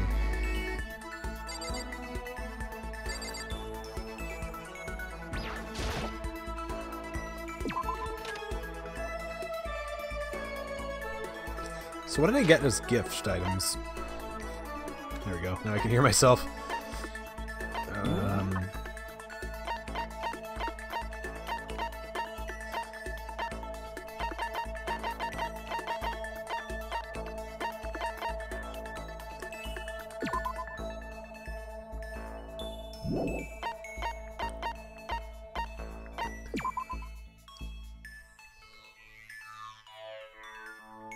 Huh.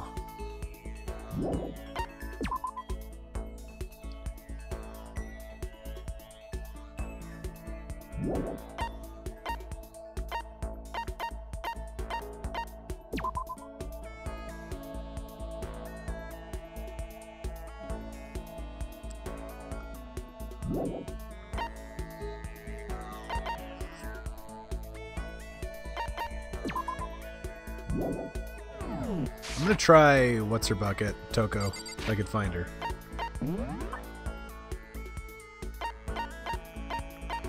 Really? No. Wait. Oh, somebody's in the dorms. Sakura.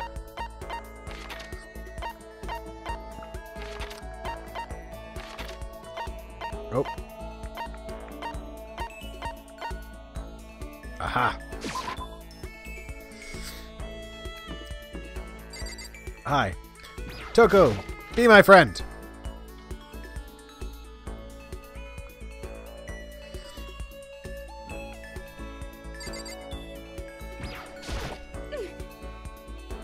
Yes, I am leering at you. What the heck? Yep.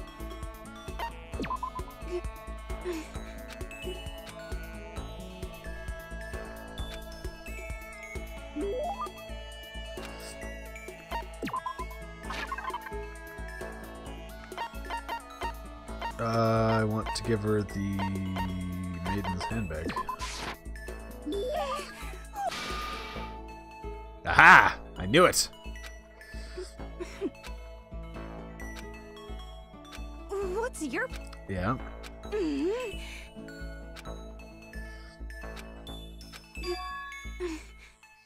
About not having any...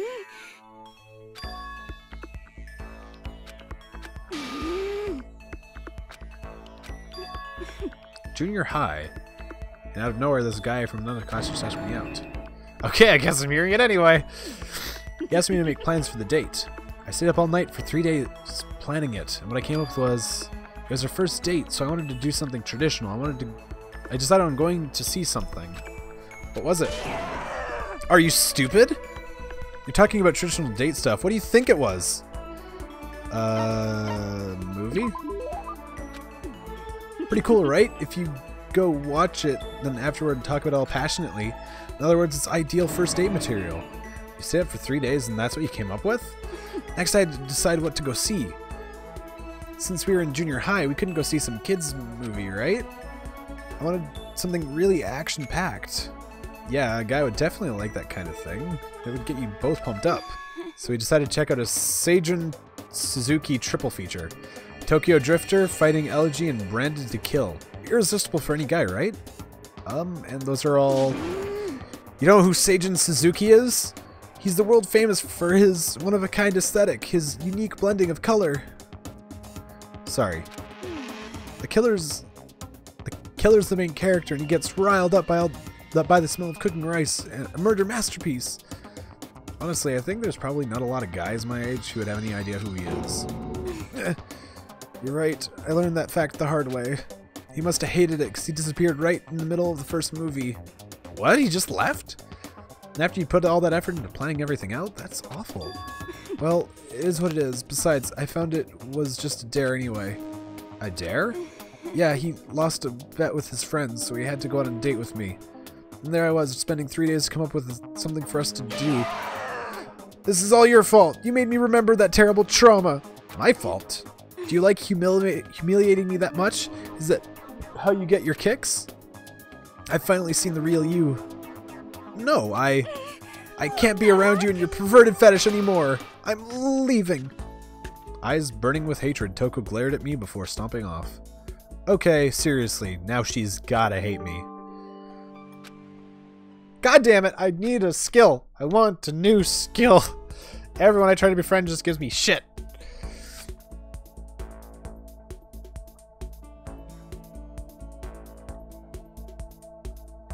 Plenty of time. Yep.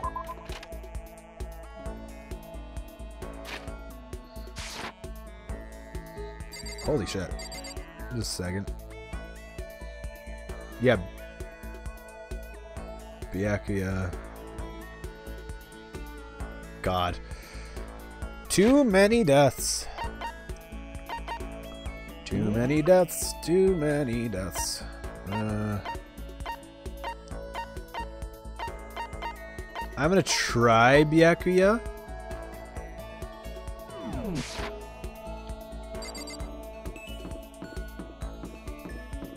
Oops.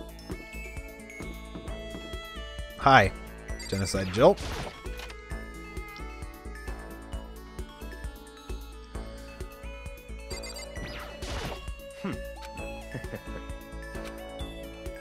Yep, spend time with him. Fine. Fine. I don't mind allowing you to indulge my attention. I hope you appreciate this.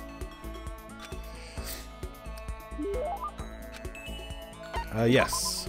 What would Byakuya like?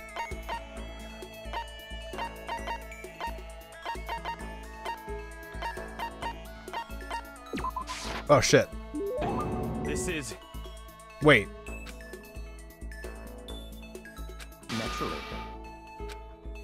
Holy shit, I fluked into amazing things. Yes! I have a question for you. You do? That's right. Something's been bothering me for a while now, and I can't take it anymore, so answer my question. I need you to explain to me what exactly your ultimate lucky student title means. Oh, well, I don't totally get it myself, but what I do know is that I was picked at random from a pool of normal students. In other words... So you just got into Hope's Peak by blind luck. I see. Well, that answers my question. What was the question? How a commoner like you, with absolutely no unique talents or abilities, could get into this school. Oh, I forgot to mention boring. How a boring, untalented, utterly generic commoner got in. Boring? Generic? Do you really have to list all that off?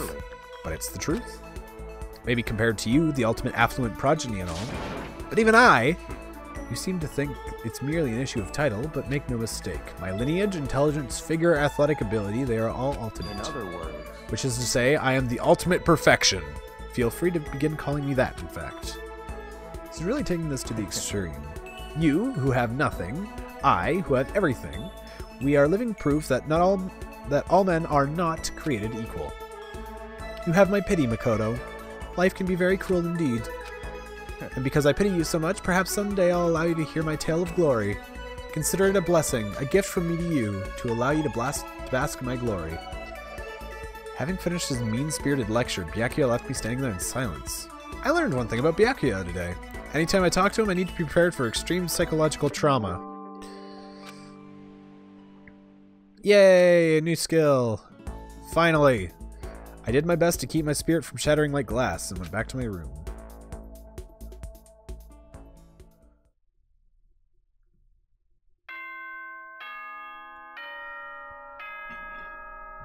Take it away, Monokuma. Attention! Attention! Please gather in the gym as soon as you possibly can.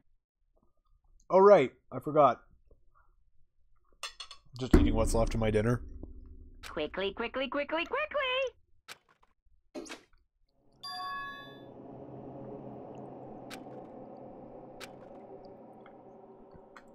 Is it new motivation? Or like what? Gym.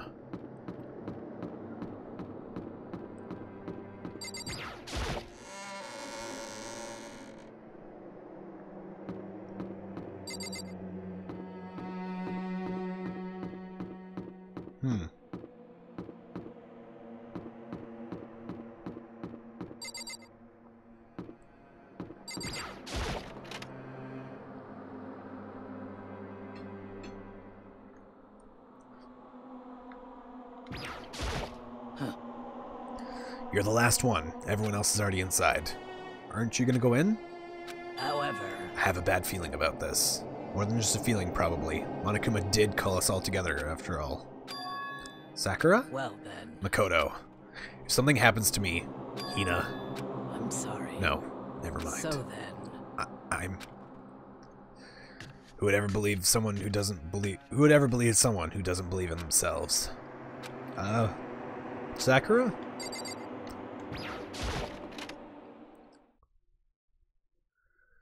Everyone must have heard the announcement, and once we were all gathered in the gym, it began.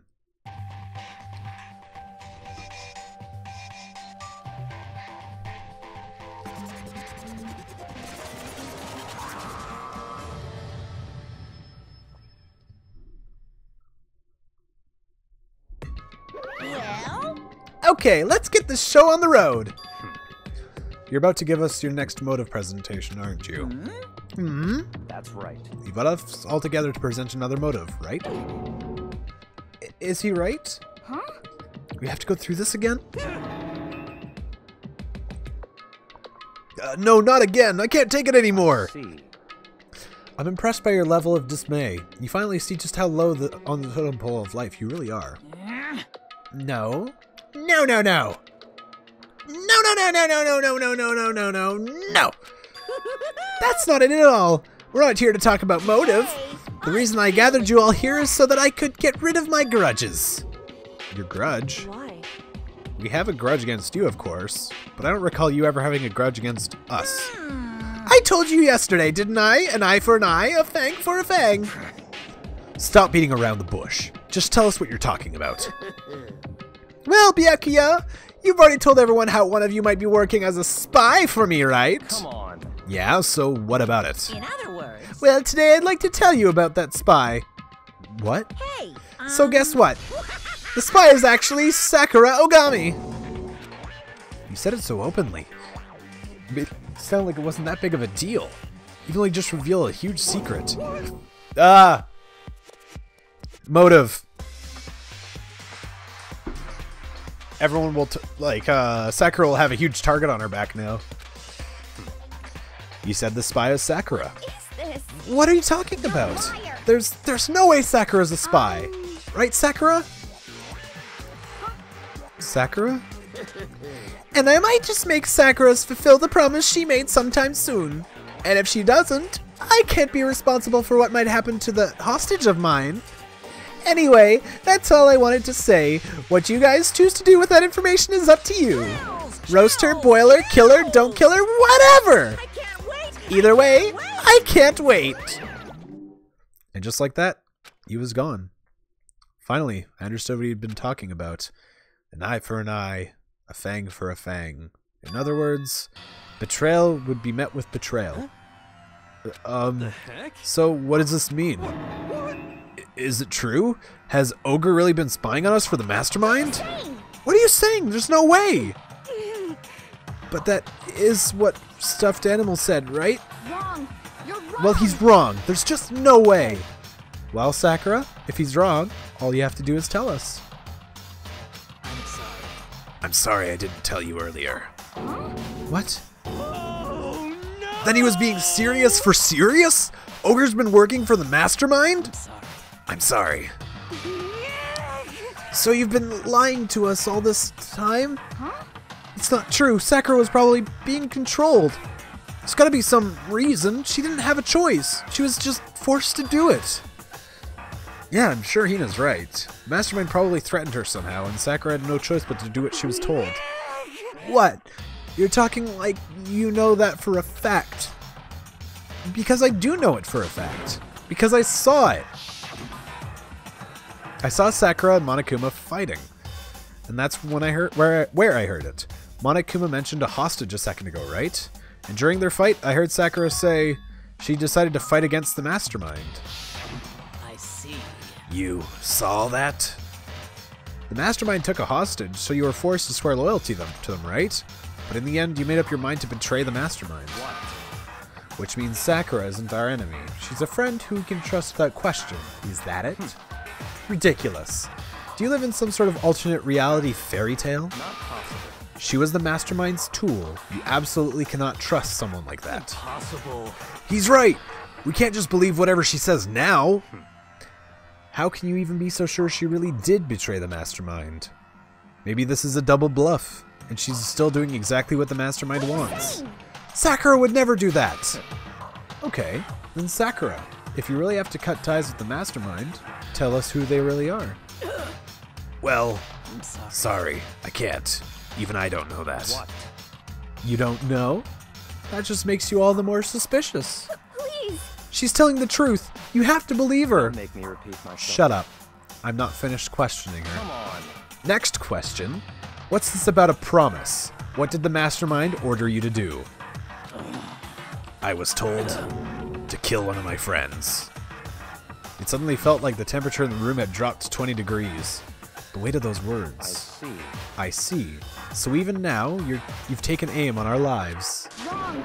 You're wrong! I'm telling you! Sakura would never do that! You don't have to yell. We can hear you just fine. You don't have an inside voice? That's terrible! It's because you're not listening to me! Wait. Please, stop. You don't have to defend me anymore. I have to take full responsibility for this. However, How do you intend to do that? By destroying the mastermind. What? I'm going to challenge them. Even if it means we both go down, I will defeat them. I'm sorry. That is how I intend to take responsibility. Hold on. What do you mean, if you both go down? Hina, I'm sorry I didn't tell you about this. What? I'm sorry. I don't know what to do. I didn't know what to do. I went back and forth about confiding in you again and again. But I was scared. I thought if I told you, you might think less of me. But... Sakura! I'm sorry. I'm sorry. Sakura turned away from us and left the gym. And then...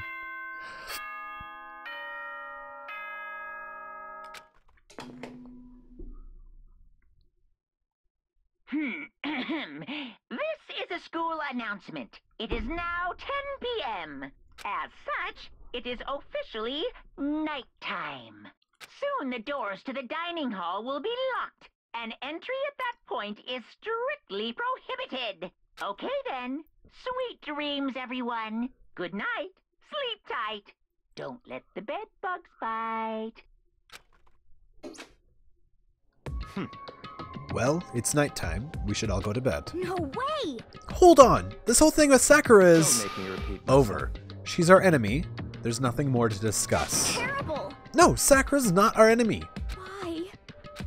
Why doesn't anyone understand her? What? What is it you think you understand? You didn't even know who she truly was. What is this? That's... calm down. Let it go for now. Hina, talking about it isn't going to help anything. Why? But... Anyway, go to your room, cool down, and we can continue this discussion tomorrow.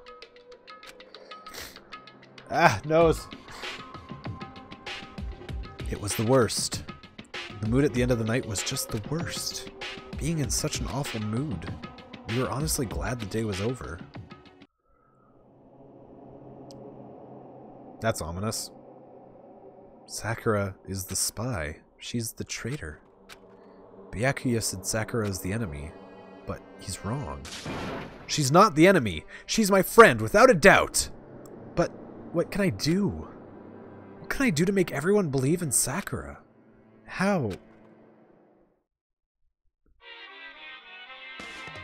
Yeah, it is. Also, thanks for coming along, Robbie. I'm slowly falling asleep. I might actually just quit after this Monokuma Theater. As long as you're a human, there've always come a point where you wish you could do things differently. Even a baseball player in the major leagues. Even a soccer player touring Europe. Even a famous singer who started her career as a backup dancer on a sketch comedy show. She makes a brilliant debut, but instead of going for more, she marries some third-rate actor and retires. Every human has regrets, has things they'd like to go back and change. Cause I'm a bear.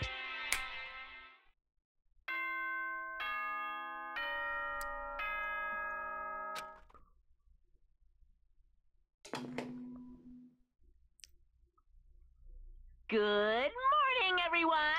It is now 7 a.m. and nighttime is officially over. Time to rise and shine.